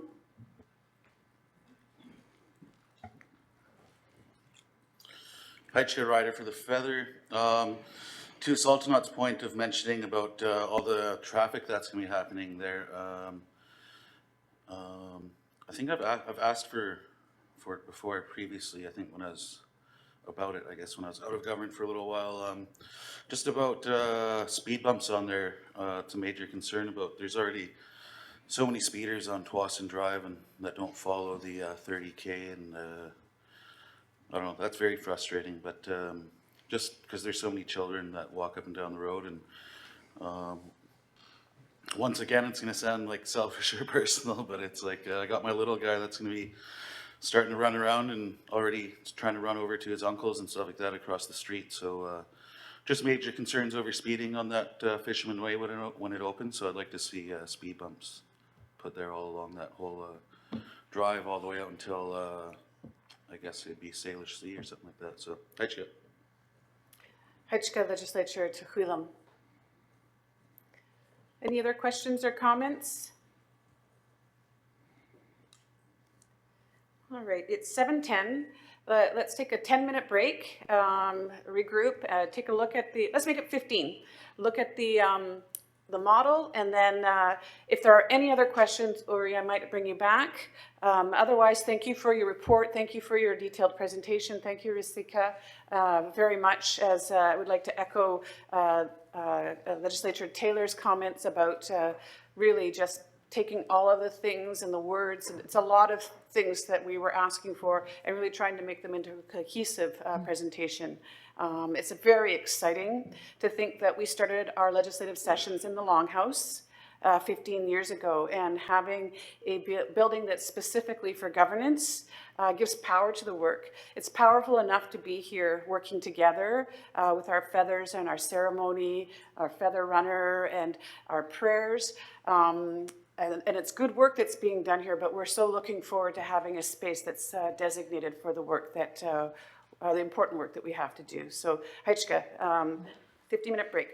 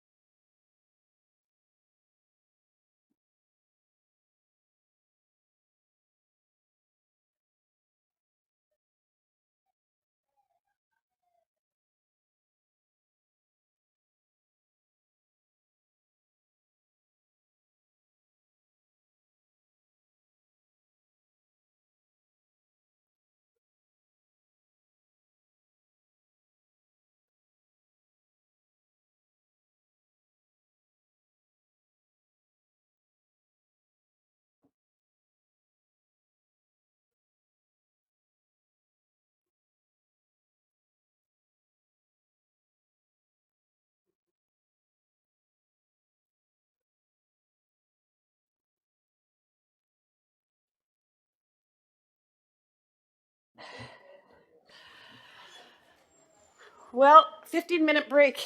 We're just all sitting there twiddling our thumbs. Too much, too long. 10-minute break. Helkamatia, we're reconvening. I hope everybody had a good break and got a chance to look at the model.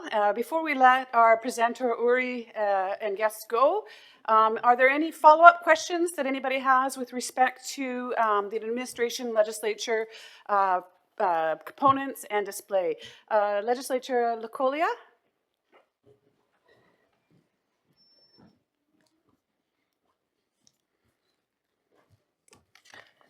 Heichka Squeakle, Heichka Feather Runner.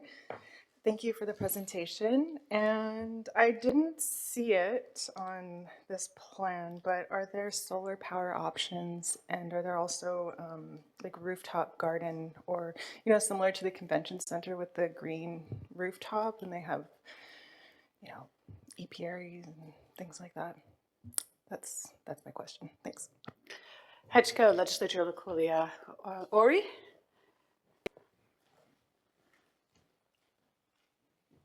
Heichka, thank you for the question.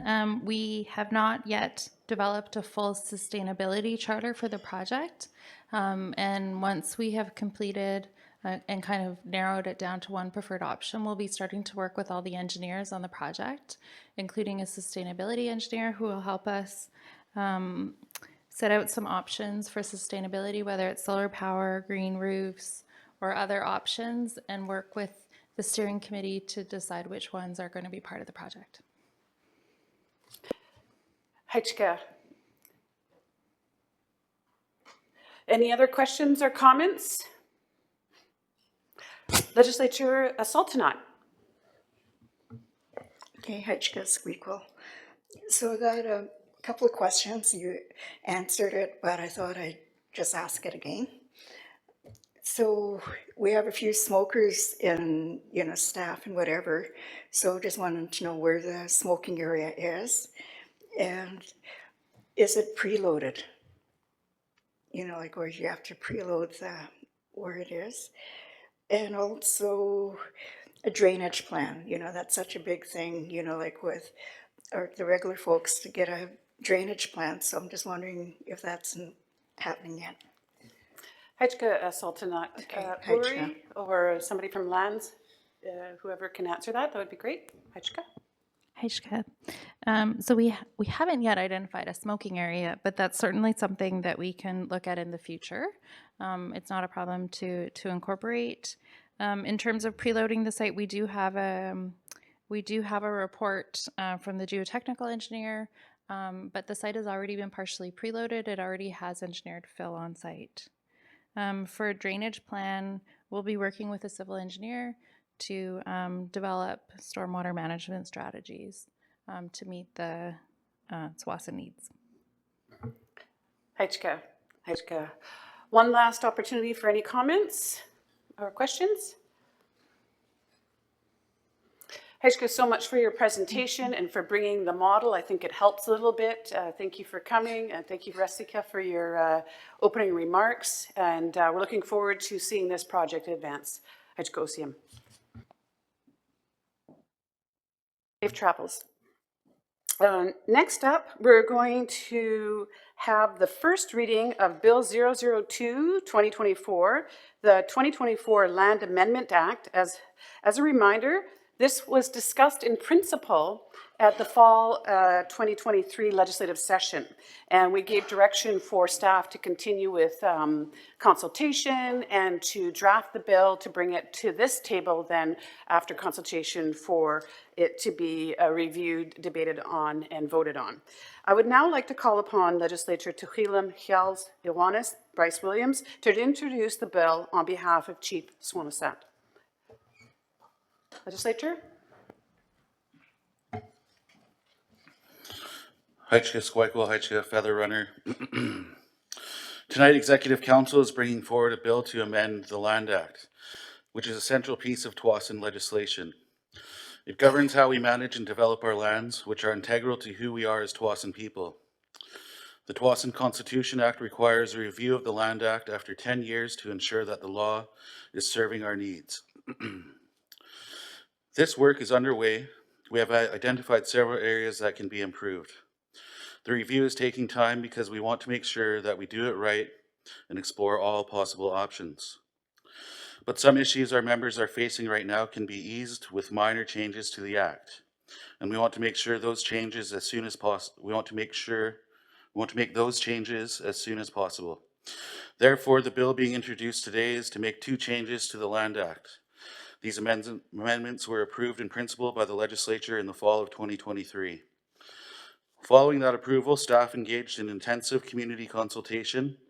Most of the feedback from members was supportive of these changes. These amendments relate to members' ability to secure financing for building or renovating their homes and to support their management of family lands. Staff will be able to provide a more detailed description in the presentation. These changes will give our members tools that are widely available outside Tsawwassen lands while maintaining the ownership restrictions that are important to us.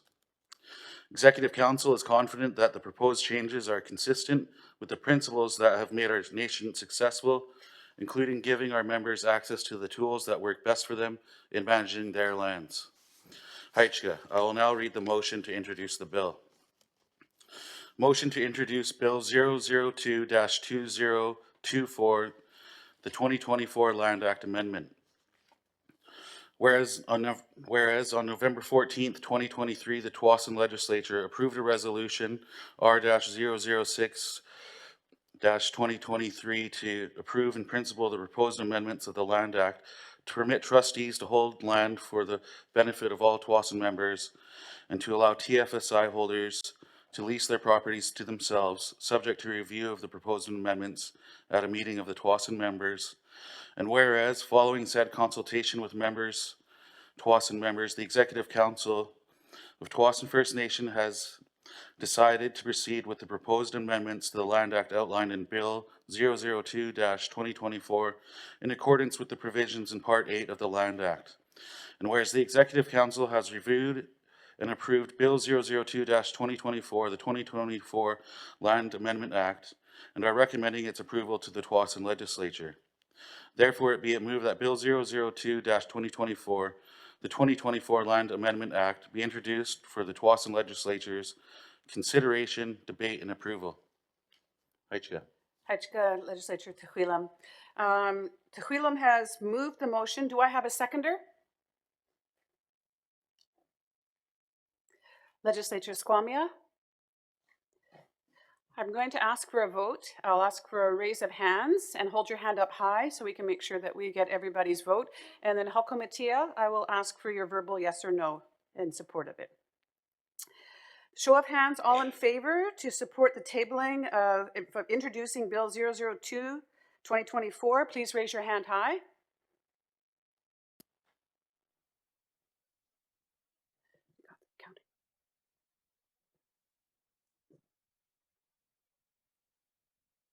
Got everybody? Keep your hand up, please.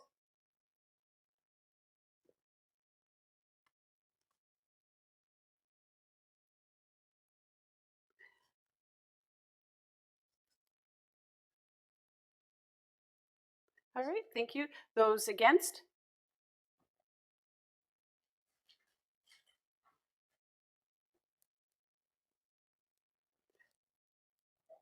Thank you. Halkomatia? Sorry, can you say it again, please? I'm not. Heichka, thank you. All right.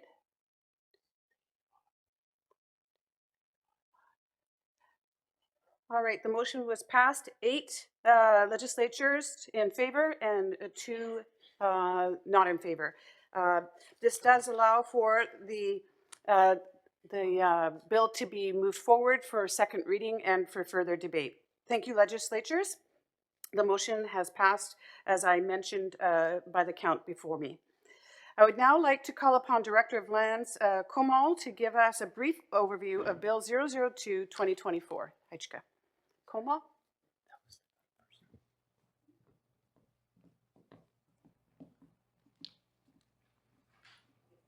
Heichka for the feather, Heichka Squeakle CM. I have a very brief presentation tonight. as a refresher of the amendments that were discussed in the fall session of the legislature.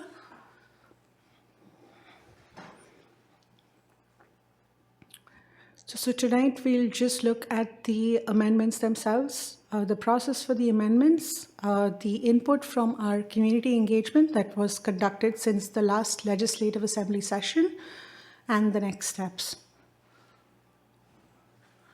As everyone's well aware, according to our Constitution, the Land Act needs to be reviewed every 10 years from the treaty effective date. Background work was undertaken in 2017 and 2018. And then due to various staff transitions, as well as the implementation and adoption of the TFN Community Area Plan, which was very critical for our membership to manage their lands, this work was put on hold. Subsequently, we formed an interdepartmental working group and continued working on it in 2022. May I have the next slide, please? And we identified areas that were of critical concern. And in October of 2023, staff brought forward these amendments to Executive Council through a workshop. And of the various amendments that were presented to Executive Council, 2 amendments were considered a priority and brought forward to the legislature in the fall 2023 session. Following that, a resolution was passed for Land Act amendments in the fall 2023 session to approve in principle these 2 proposed amendments, provided the requirement for community consultation was completed. The 2 proposed amendments themselves are fairly straightforward. One is to amend the Land Act to permit trustees to hold TFSI interest on behalf of all members. Currently, the Land Act provides this provision only in 2 circumstances: when you're managing land interests on behalf of minors or those incapable of managing their affairs. The proposed amendment removes these unnecessary restrictions and permits members to use trusts in all situations where this might be appropriate, as other Canadians are able to. And what this enables is for members to be able to dispose of their family lands in the manner that works for each family. I just wanted to clarify that the trusts are not a requirement. The change in the amendment just enables the disposition of family lands through appointing a trustee if required by the family. Next slide, please. So as I mentioned, the trustee situation can be used when members are the executors of estates of fellow TWASN members or family members, or sometimes when there's a subdivision process and it is required that all the parcels being subdivided, the parent parcels, have to have the same owner and title. That is possible through appointing a trustee who's then in charge of enabling that subdivision. Next slide, please. The second amendment is amending the Land Act specifically to permit members to lease lands to themselves, which is commonly known as A-to-A leasing by financial institutions and in legal parlance. And what this does is it makes it clear that while TWASN fee simple interest cannot be held by by entities other than TWASN members or the TWASN government, it is possible for members to technically lease their land to themselves, and this could potentially help with financing agreements for building a home, say securing additional financing, or renovating your home for major renovations. We do acknowledge that how it applies within the community housing area would have to be explored further. It could be immediately applied to members who hold TWASN fee simple interest outside the community housing area, but we would need to develop further regulations in conjunction with feedback from financial institutions once this amendment is approved by the legislature. Next slide, please. Next slide, please. So following the forwarding of these amendments by Executive Council and the resolution of the legislature to proceed to the community engagement stage. Since fall of last year, we've had 10 family meetings from November through February. We've also had 2 Offlands member meetings in Vernon and Bellingham to meet with our members there and gather their input. We've also had an advisory committee meeting, as well as a joint meeting of the Housing Advisory Committee and Agriculture Advisory Committee in January. And finally, we had a formal community meeting with formal notification in February of 2024. And we've collected and tabulated all of the input that we received through all of this extensive community consultation. Primarily, members were in support of these amendments, although there were many clarifying questions regarding the trust's process itself and A2A leasing and how it would apply in the community housing area. And many families had also requested educational workshops, should these amendments go through, to discuss further on trusts as well as A2A leasing so that they're better informed about their next steps and understand their rights as landowners. Members also requested workshops related to estate planning and wills, as many of our members are still struggling with the process, and there's some wariness regarding legal advice as well externally. So they requested some workshops from member services and housing staff on some of these related issues. Next slide, please. That is the substance of the proposed amendments. Hajka Sia. Hechka Koma, for your presentation. Just as a reminder, we are in first reading, and the purpose of first reading is to ask clarifying questions about the bill itself. All debate about the bill will take place during second reading. Are there any clarifying questions about the bill? Legislator Taylor?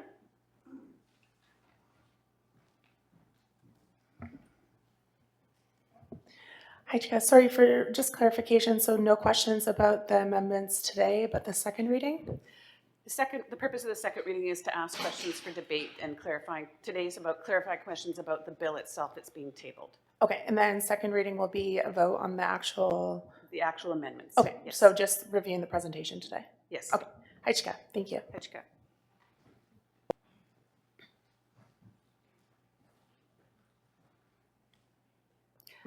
Legislature Sultanat? Hajka Squeakle, clarification on the member feedback. What have you guys done about it so far? You know, like in regards to the process for the A2A leasing. I guess I'm just having an issue about the financing. Is it going to be easier for the members to get financing? Okay, Hajka. Hechka Legislature Sultanat. Koma?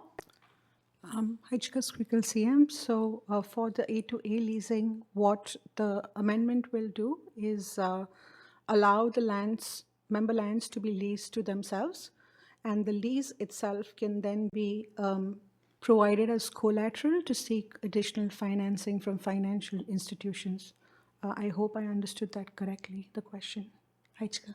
Hechka Koma. Legislature Taylor?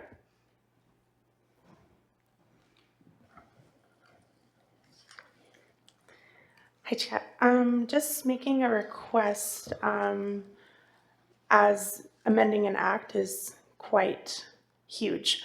Could legislators receive the family meeting minutes confidentially, like with the family names taken off, just so we can read feedback that was said on this?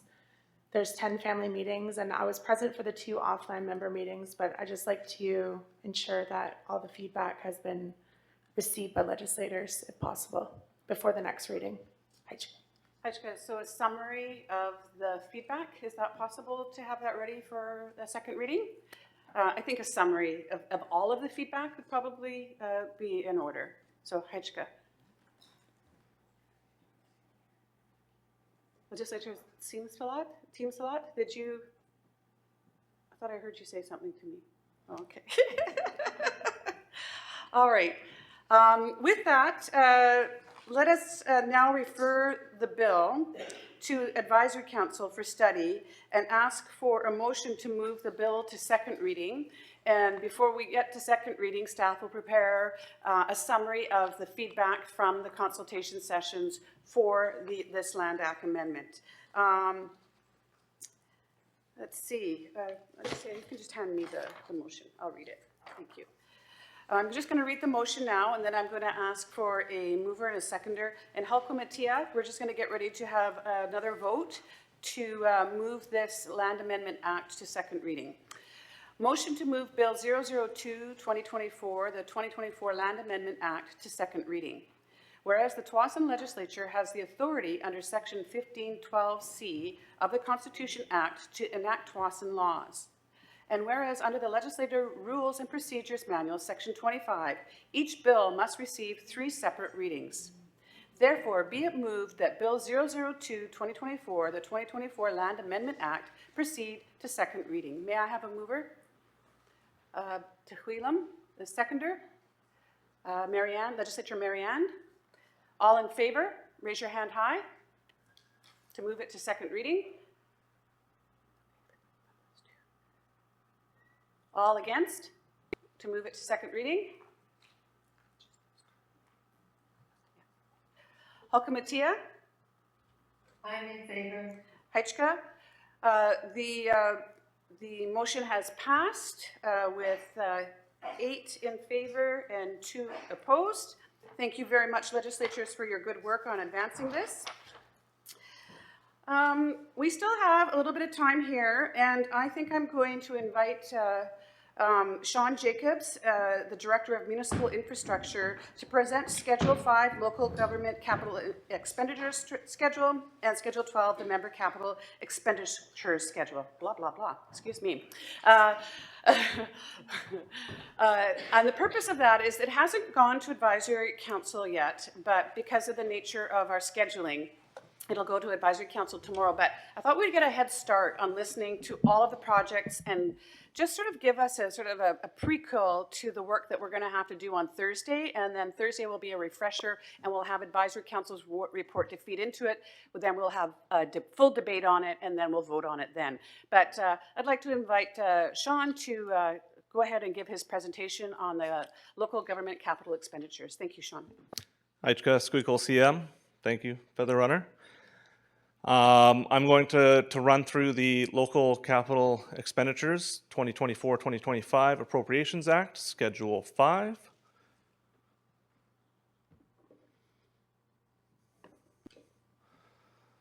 So this budget includes the cost to program and construct new and existing works for TFN local government, and the budgets are shown for 2024-2025. I'd just like to note that the capital budgets, I've said this before at past legislation sessions, but they're cross-departmental, so they're not just delivered by the Municipal Infrastructure Department. My department does do a vast majority of them, but a lot of other departments are delivering projects through the capital budget, such as our community planning team and our lands and development planning teams, as well as many others. So I'm here to present them, but I'm in no way the owner of all of them, shall I say. If we could move on. Sorry, Jen, I don't know how to use this, so. Green button, okay, I'll try it. Okay, so running through some of the completed projects. The first completed project on the local government side was the 2 welcome poles at TFN admin building. These ones were starting to deteriorate, and there were some structural concerns with the roof overhang. So we went through the process of getting those, some new ones redesigned by local artists, and we also did some structural repairs as well. So that project is complete.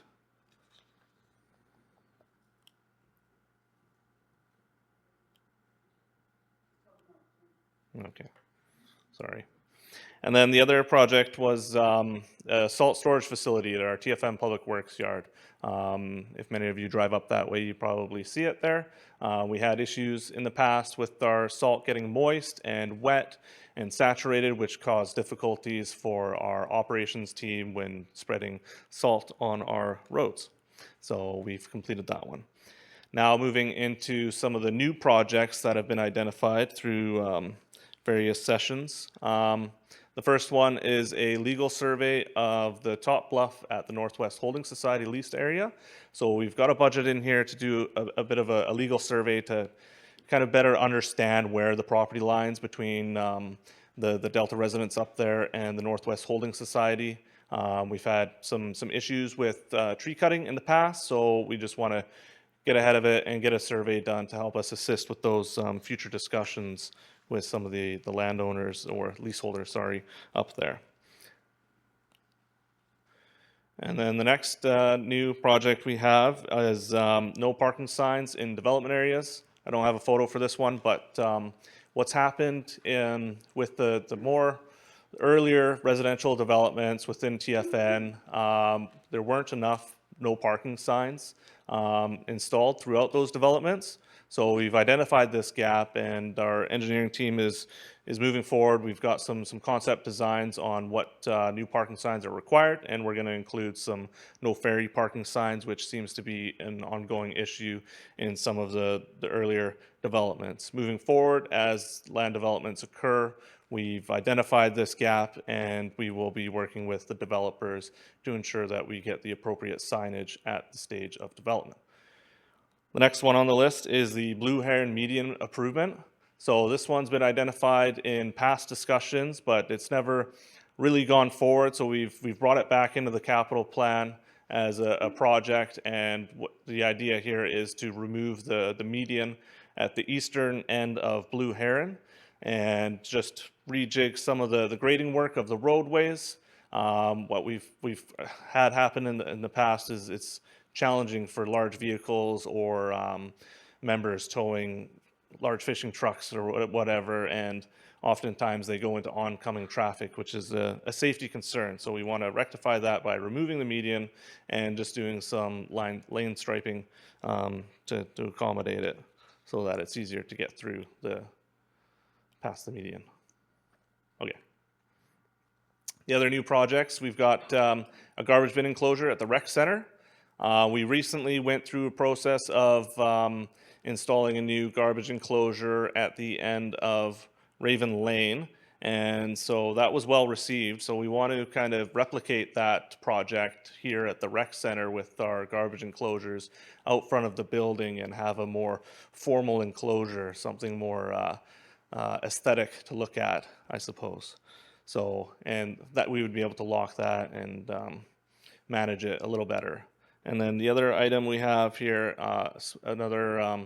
so the sports field drainage improvement. We've encountered drainage issues in the past at the sports field. We've rectified some of them, but we need to do a bit more exploratory work and possibly redo some of the field drains. So we've got a budget in there to look at the drainage and possibly perform some construction if required.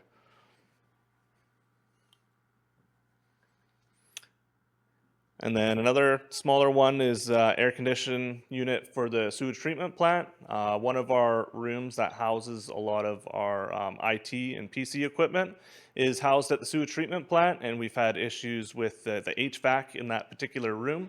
So we need to get in there and replace that, and our IT team is very happy about that. So.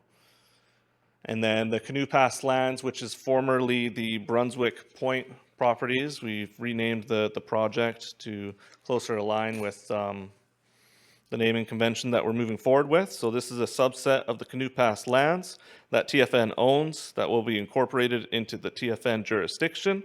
This will require several consulting services, legal communications that will help us deal with through the allocation process. So we have a budget item for that. So those are all the new projects for the 2023-2024 local government. I'm going to go through the existing projects as well tonight, and more so as a refresher. These are previously approved projects, but I would just like to bring them forward for everyone's attention and remind everyone of all the multi-year projects or perhaps some of the deferred projects as we move forward into the 2024-2025. I see I got an error, or no, that's right. Okay, sorry.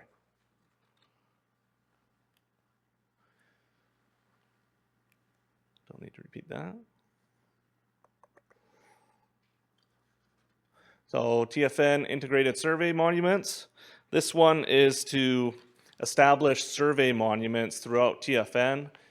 You can see on the map there, we've at a concept level identified several areas where we can have some survey monuments established. And so these help form the framework for the integrated survey establishment. I can't remember the actual name, but it's throughout all the jurisdictions. It provides coordinates, so it allows engineers, architects to tap into the survey and ensure that construction and land surveying is happening at an efficient level. So currently TFN doesn't have any survey monuments, and so we need to move forward and have some established. And so these are on the list to do.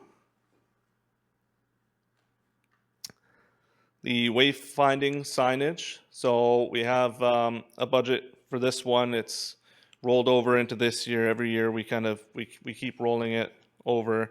And as we continue to open up new roads and pathways, there's a need to improve signage in existing and new areas. So our community planning team, they often go out and look for funding sources to support this program. So this one keeps moving forward. And then our street monitoring cameras throughout TFN on all of the intersections that have been developed to date. We're reinstalling some street cameras. Some of the original ones that went up during the development have surpassed their product life cycle, so we want to go through, replace them, and we're also moving forward with developing the programs required in order to functionally use the street monitoring cameras.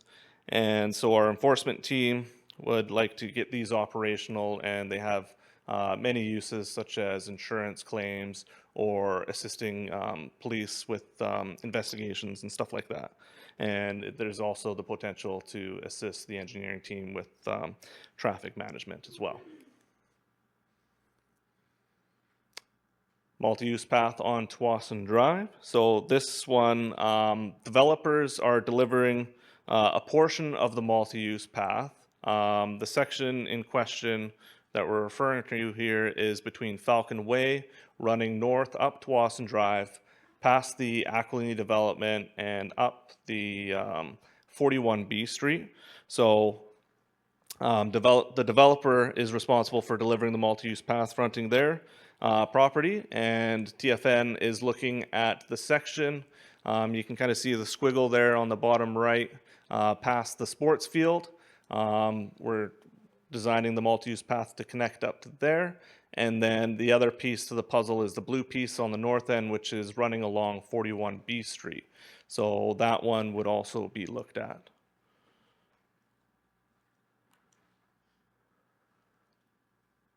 And then the sports field ditch infill along Tsawwassen Drive. This one was a new project that came about last year. And so what we're looking to do is fill the existing ditch along the sports field in order to establish more parking. The developer, Aquilini, is delivering another section of the park. It's almost at the completion stage at this point, and we expect to see more vehicular traffic attending the sports field. So we want to make sure that we get more parking established on that side as well. This is also, we've experienced some parking concerns from our youth center staff as well. So having more parking in the area could help alleviate that as well. Dike upgrade study and breakwater culvert assessment replacement. So this one, a study has explored some options kind of at a very high level that we can look at. And so now we're taking that forward and we're applying it to a feasibility study for the dike upgrade study and to explore the feasibility of some of those options that were originally proposed, I would say. And so we've recently received grant funding to support this feasibility study in full from Indigenous Services Canada. So we're just getting started on the contract work to move forward with our consultants to perform the feasibility study. Once the feasibility study is in final form, that would then go to the community for engagement. 41 B Street rebuild reconstruction. This one has been on the capital plan for a number of years. It's just been kind of hanging out there as a bit of a placeholder in case we have developers on the industrial lands delivering projects adjacent to this particular road. What we're finding is the road is starting to deteriorate. It's becoming in bad shape. And with all the additional residents moving into the phase 2 of the development on the residential for the north side, we're seeing more traffic using this road. So at a minimum, we want to start looking at the design of this particular road.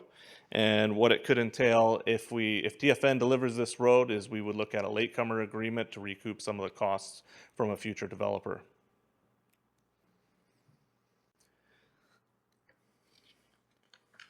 The update to the official community plan. This is Kamal's world.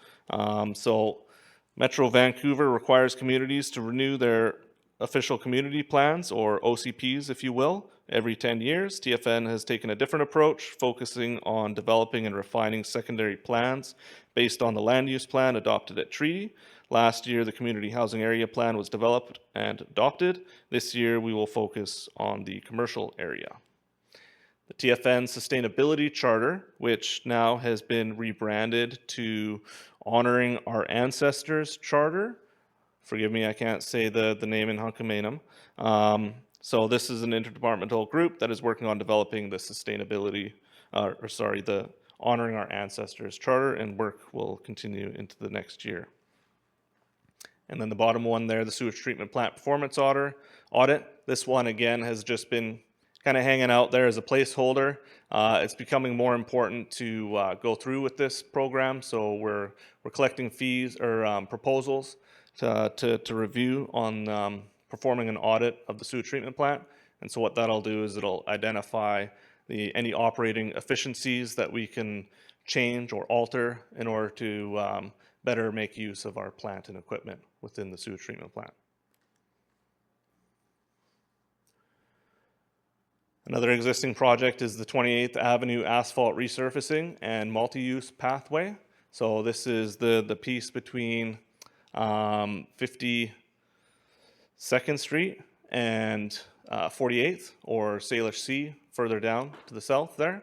And so we've gotten approval for funding from TransLink for $1.6 million to deliver a multi-use path. So at the same time, what we wanted to do was rebuild the southern half of 28th Avenue roadway, because again, that's another road that's starting to deteriorate. The north half is Delta, as it's a boundary road. So we wouldn't do the north part. That would be Delta's responsibility to deliver. But the price for this particular project has gone up substantially based on the market and based on some of the activities that we would be looking at in order to build a multi-use path at that particular location. The drainage channel on the south side presents some major problems, and some of the things that we would look at would be moving that ditch further south, or perhaps building a retaining wall so that we don't have to move the ditch. There's some existing water utilities that TFN owns that also present a bit of a problem. Anyway, the price is really high, so we're trying to work with TransLink to figure out how this particular project is going to be funded. This one's another placeholder. We've got some money set aside just in case Delta delivers the water main along this stretch. Delta has seen some issues with archaeological that has kind of put a halt to this particular project. So the budget just rides through. TFN's contribution here is to pay for 22 water meters that are connected to the beach lots.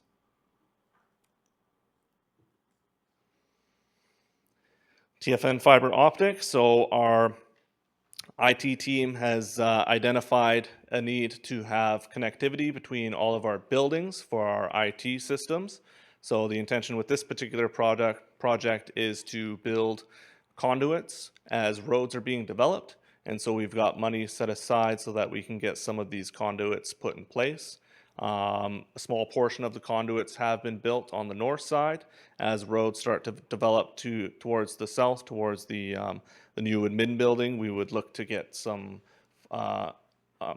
conduits installed at that point as well. So once everything is all connected, our IT team would have redundancy, and it would improve connectivity throughout all the different governmental buildings that we have. The next one is just a developer reimbursement for the delivery of the Dragonfly Way roadway. And then we have upgrading the Brandreth pump station at Tsawwassen Drive. Delta and TFN have identified that the pump station is in need of a gen set so that when we have major storm events and the power goes out, the pump station can continue to function. Without a gen set, it doesn't function. So we're trying to work with Delta to have this gen set delivered. It would be a cost share between TFN and Delta as it serves both of our communities.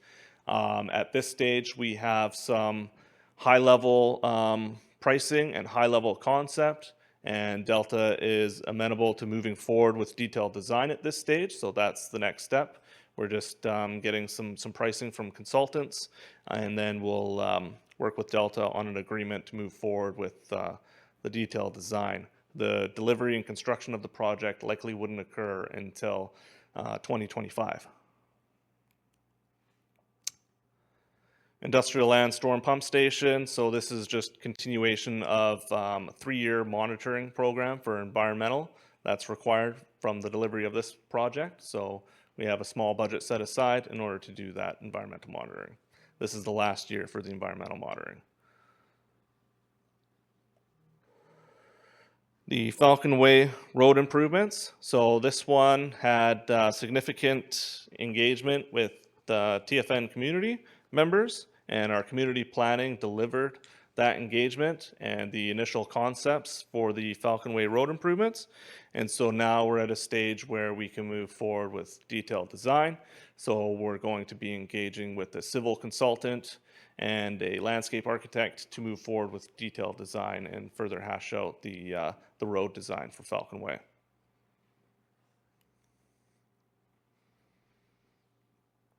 Tsawwassen Drive closer at Highway 17. This one's been on the list for a number of years as well. We actually have some movement on it now. We've drafted some initial concepts, and we brought those forward to MOTI, and they've generally accepted them in principle. So now we're moving forward with the civil consultant on detailed design, and we're just at the stage of bringing that some further detailed design back to MOTI for further approval before we move forward. And so this particular project, if you'll recall, it's the in order to close Tsawwassen Drive at Highway 17, we need a bulge there so that people can turn around if they come off of the highway. And the intention is there to have a fobbed access for TFN members to get in and out. And then I guess further to that, it would be emergency services access through there as well. The new administration building, we've kind of already touched on that with our presentation from Ori Scott. So I don't really need to go into details on there, but we've got a budget in there for programming and the site prep budget. And then the new sanitary lift stations on Tsawwassen Drive. So that one, we have, give me a second here. So the current sanitary systems along Tsawwassen Drive, many of them were built in 2000, and they were originally designed to service a smaller population. And today, with new homes being constructed, new developments happening, the sanitary pump stations are reaching capacity, and so there's a need to upgrade many of them. And the concept here would be not to upgrade them like for like, but to upgrade them to standards that we're implementing in the land development areas. And by doing so, what we end up doing is eliminating multiple pump stations within TFN and delivering one pump station. So if we had 12 pump stations in total, we may end up with 5. So some of the projects that is affecting our current sanitary system is the TFN Elder Center. So that one may impact the sanitary connections. And then we also have several member-delivered developments, some of them 4-lot subdivisions, some of them 16-lot subdivisions, and then another phase lot subdivision at 30 lots. So lots of new construction happening throughout TFN, and we just want to make sure that our sanitary infrastructure can manage the flows. The Tsawwassen Drive Road Design Guidelines.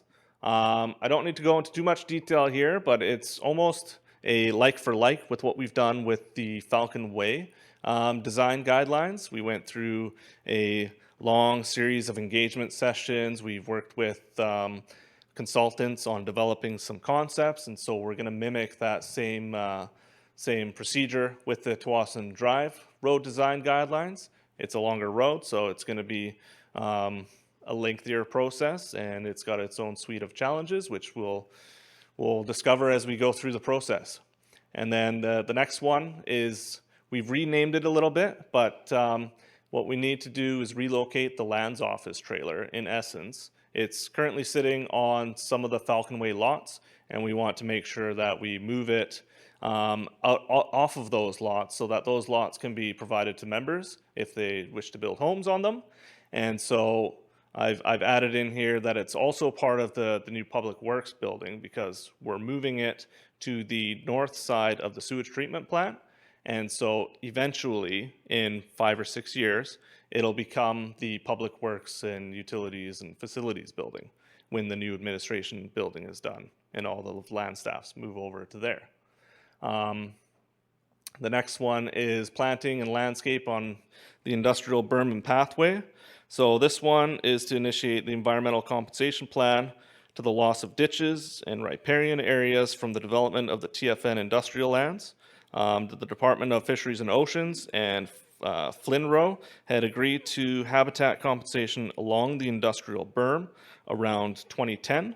And since then, an environmental compensation charge was imposed and collected by TFN from the developers of the industrial lands. So staff will engage an environmental consultant to design and prepare the environmental compensation plan, and the execution of the plan will be phased into subsequent years. And then part of that work is we're looking at including the potential for a pathway along the berm as well. The drainage utility study. This one has been on there for a few years, and we're working closely with a consultant to develop or further refine our drainage utility study. What's happened with TFN is a lot of the community housing areas, they don't have established drainage connections at their frontage. And so this part of this work will be to define where drainage corridors are required. One of the bigger challenges with this project will be identifying easements and right-of-ways through member properties in order to deliver it. So once we have a fulsome design, that'll go back to the affected members for engagement on the placement of those infrastructure elements. And then the bluff slope stability management. So this one includes a tree management plan. So this is for the maintenance of the bluff to reduce the risk of erosion and landslides. So a tree management plan will prescribe a maintenance plan for the vegetation on the bluff. Maintaining the integrity of the vegetation of the bluff will ensure overall tree health and longevity. Hence, this will help in reducing the risk of erosion and landslides.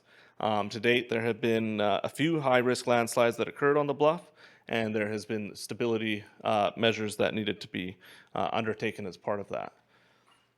And then the next one here, the Great Blue Heron Way project. So that is a a trail between Highway 17 and Deltaport Way. It's a project that was identified in the land use plan. It's the vision of a respected TFN elder. Money from the OSL have been collected for this project, and the first phase will include signage that highlights the cultural and ecological significance of the path. The majority of the path that goes through Tawasin First Nation would be along the breakwater dike. The next one is a standing item for fleet renewal. So there's $100,000 in the budget in case we need to purchase a vehicle or a piece of equipment. So that money's there in case we need to do that.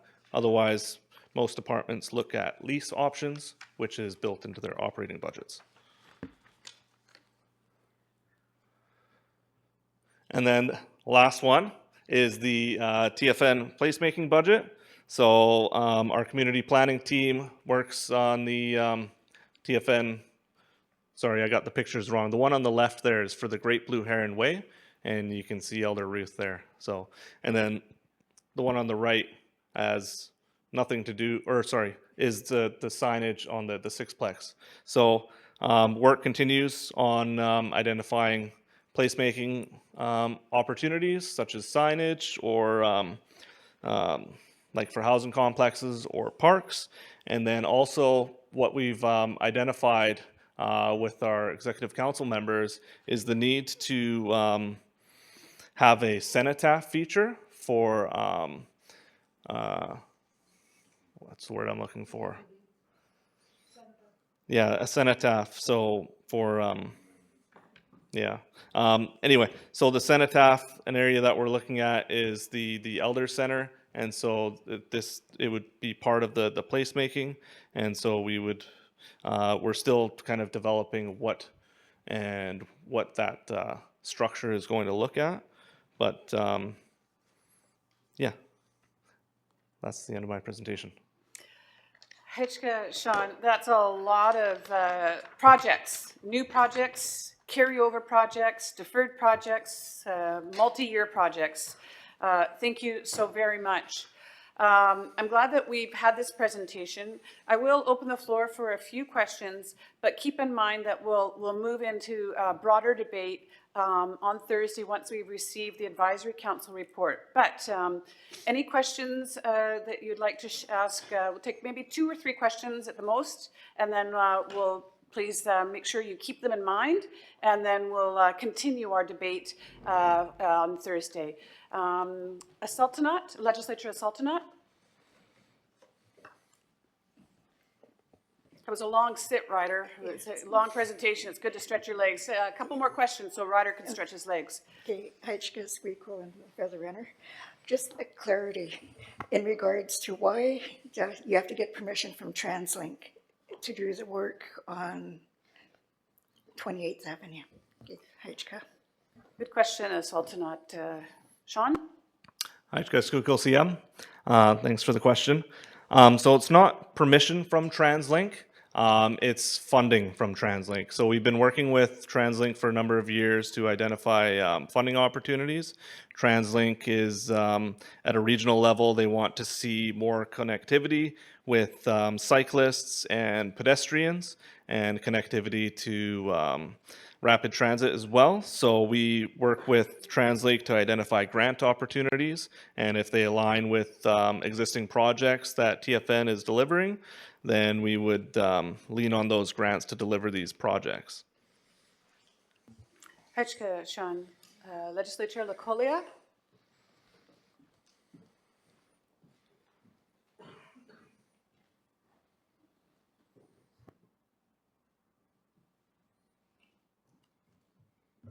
Hi, Squeakle. Thank you, Ryder. Okay. So the survey for the Delta residents on Stehaken area, is that conducted by drone? And for clarification, does that kind of go hand in hand with the bluff slope stability management? Yeah, that's it. Hitchka, Legislature. Sean? Hi, Squeakle CM. So the first part of the question, The survey, would it be done by drone? The answer is no, it would not be done by drone. It would likely be done by traditional survey instrumentation. We have had some drone work done in the area, and that was part of the bluff slope stability management, part of the tree program that we're looking at for the slope. And so whether the legal survey, how it ties into the bluff slope stability, it's more to do with like encroachments of say gardens or installing trees from maybe some of the leaseholders that have gone beyond their property lines, which could be contributing to some slope stability. And so through the survey, we identify what some of those encroachments are, and then also any tree cutting issues that our enforcement team comes across as well. Having the legal survey would also identify where the property lines are and the trees, so it would assist in determining that. Thank you. Haitchka, Legislature Tehuilam. Haitchka Squikle, CM, Haitchka Rider for the Feather. Thank you for your presentation, Sean. A lot there, appreciate it. Genset at the pump station, upgrade at the Brandreth pump station. Just curious, is this going to be one of the last pieces to the puzzle there? It seems like there's been a lot of work that's been happening there over the last few years. I don't know if that, I'm sure there's been some impact to members that live in the area, and just curious if that, I would imagine that will probably wrap it up for a few years, I'd hope, but yeah, looking forward to that work taking place there. It's important to get that drainage and everything out of there. Yeah, thank you. Haitchka Legislature Sean. Haitchka Squikle, CM. So it is not the last piece of the puzzle, unfortunately. So this is just the next step. Like we need the genset in order for the pump station to operate during power outages, and then the other piece that'll happen is with the structural integrity of the building itself. So I don't recall how many years are left on the product life cycle of the building, but at some point it will need to be rebuilt. Haitchka Sean. So, Legislature Marianne just got in under the wire. Haitchka Squikle, CM, and thank you, Ryder, for the feather. I have just a clarification question. I may have zoned out a little bit, my apologies, but integrated survey monuments, what is that? Basically is what my question is, and yeah, thank you. Haitchka Legislature, good question. Sean? Haitchka Squikle. So the survey monuments, it's basically with the professional surveyors and the legal surveyors. They tie into these legal survey monuments. They're just small little medallions placed throughout roadways at key locations, and they use it to tie in for surveys. Like if there's a development happening and there's a whole bunch of property lines that need to be established, they would tap into these integrated survey monuments, which are part of a large network spanning across the province. And so by having these survey monuments within TFN, it assists developers, engineers, and planners with accurately surveying within TFN lands. To kind of put it into a bit more context, for example, like there's a development on the south side of Highway 17 that takes place, and the nearest survey monument is located on the Stehaken Bluff. So it's not even anywhere close to the area. And then the next survey monuments would be in Delta. I think the closest one would be on maybe the edge of 52nd. And so surveyors would need to work from there all the way to Tsawwassen First Nation in order to establish legal surveys within TFN. Thank you for the question, Marianne. And just a quick follow-up, Sean. Does that mean it makes their work a little more efficient when they have is data stored in these monuments, or is it like, how do they access the data? And I love the term monument. It's a bit confusing, but Squeakle CM. I'm glad there's so many questions on this. I used to do some surveying myself, and so each monument it does have information. They call them they have longitude, latitude coordinates, or northings and eastings. So they're well established positioning within the globe itself. Right? There's lots of different areas that. Areas of profession that it taps into, and it also has elevations as well, so that surveyors and planners know what height they're building to or what height they're surveying to. And so, yes, it will definitely include some efficiency. that is good to hear. Tired of sending Watson Bernard's kids to college. Just kidding. He's been a good supporter of ours. Thank you so much for your presentation. Legislators, I hope that you've written down any other questions. You'll have tonight and tomorrow to sort of digest Sean's presentation, and we'll be continuing with part 2 of that work so that he can we can continue to ask questions after we've received the advisory council report. So thank you so much, Sean, for your presentation. Okay, so now what do we have to do? We're not quite done. I have to do this? Okay, you confused me. Okay, all right. Just regrouping here.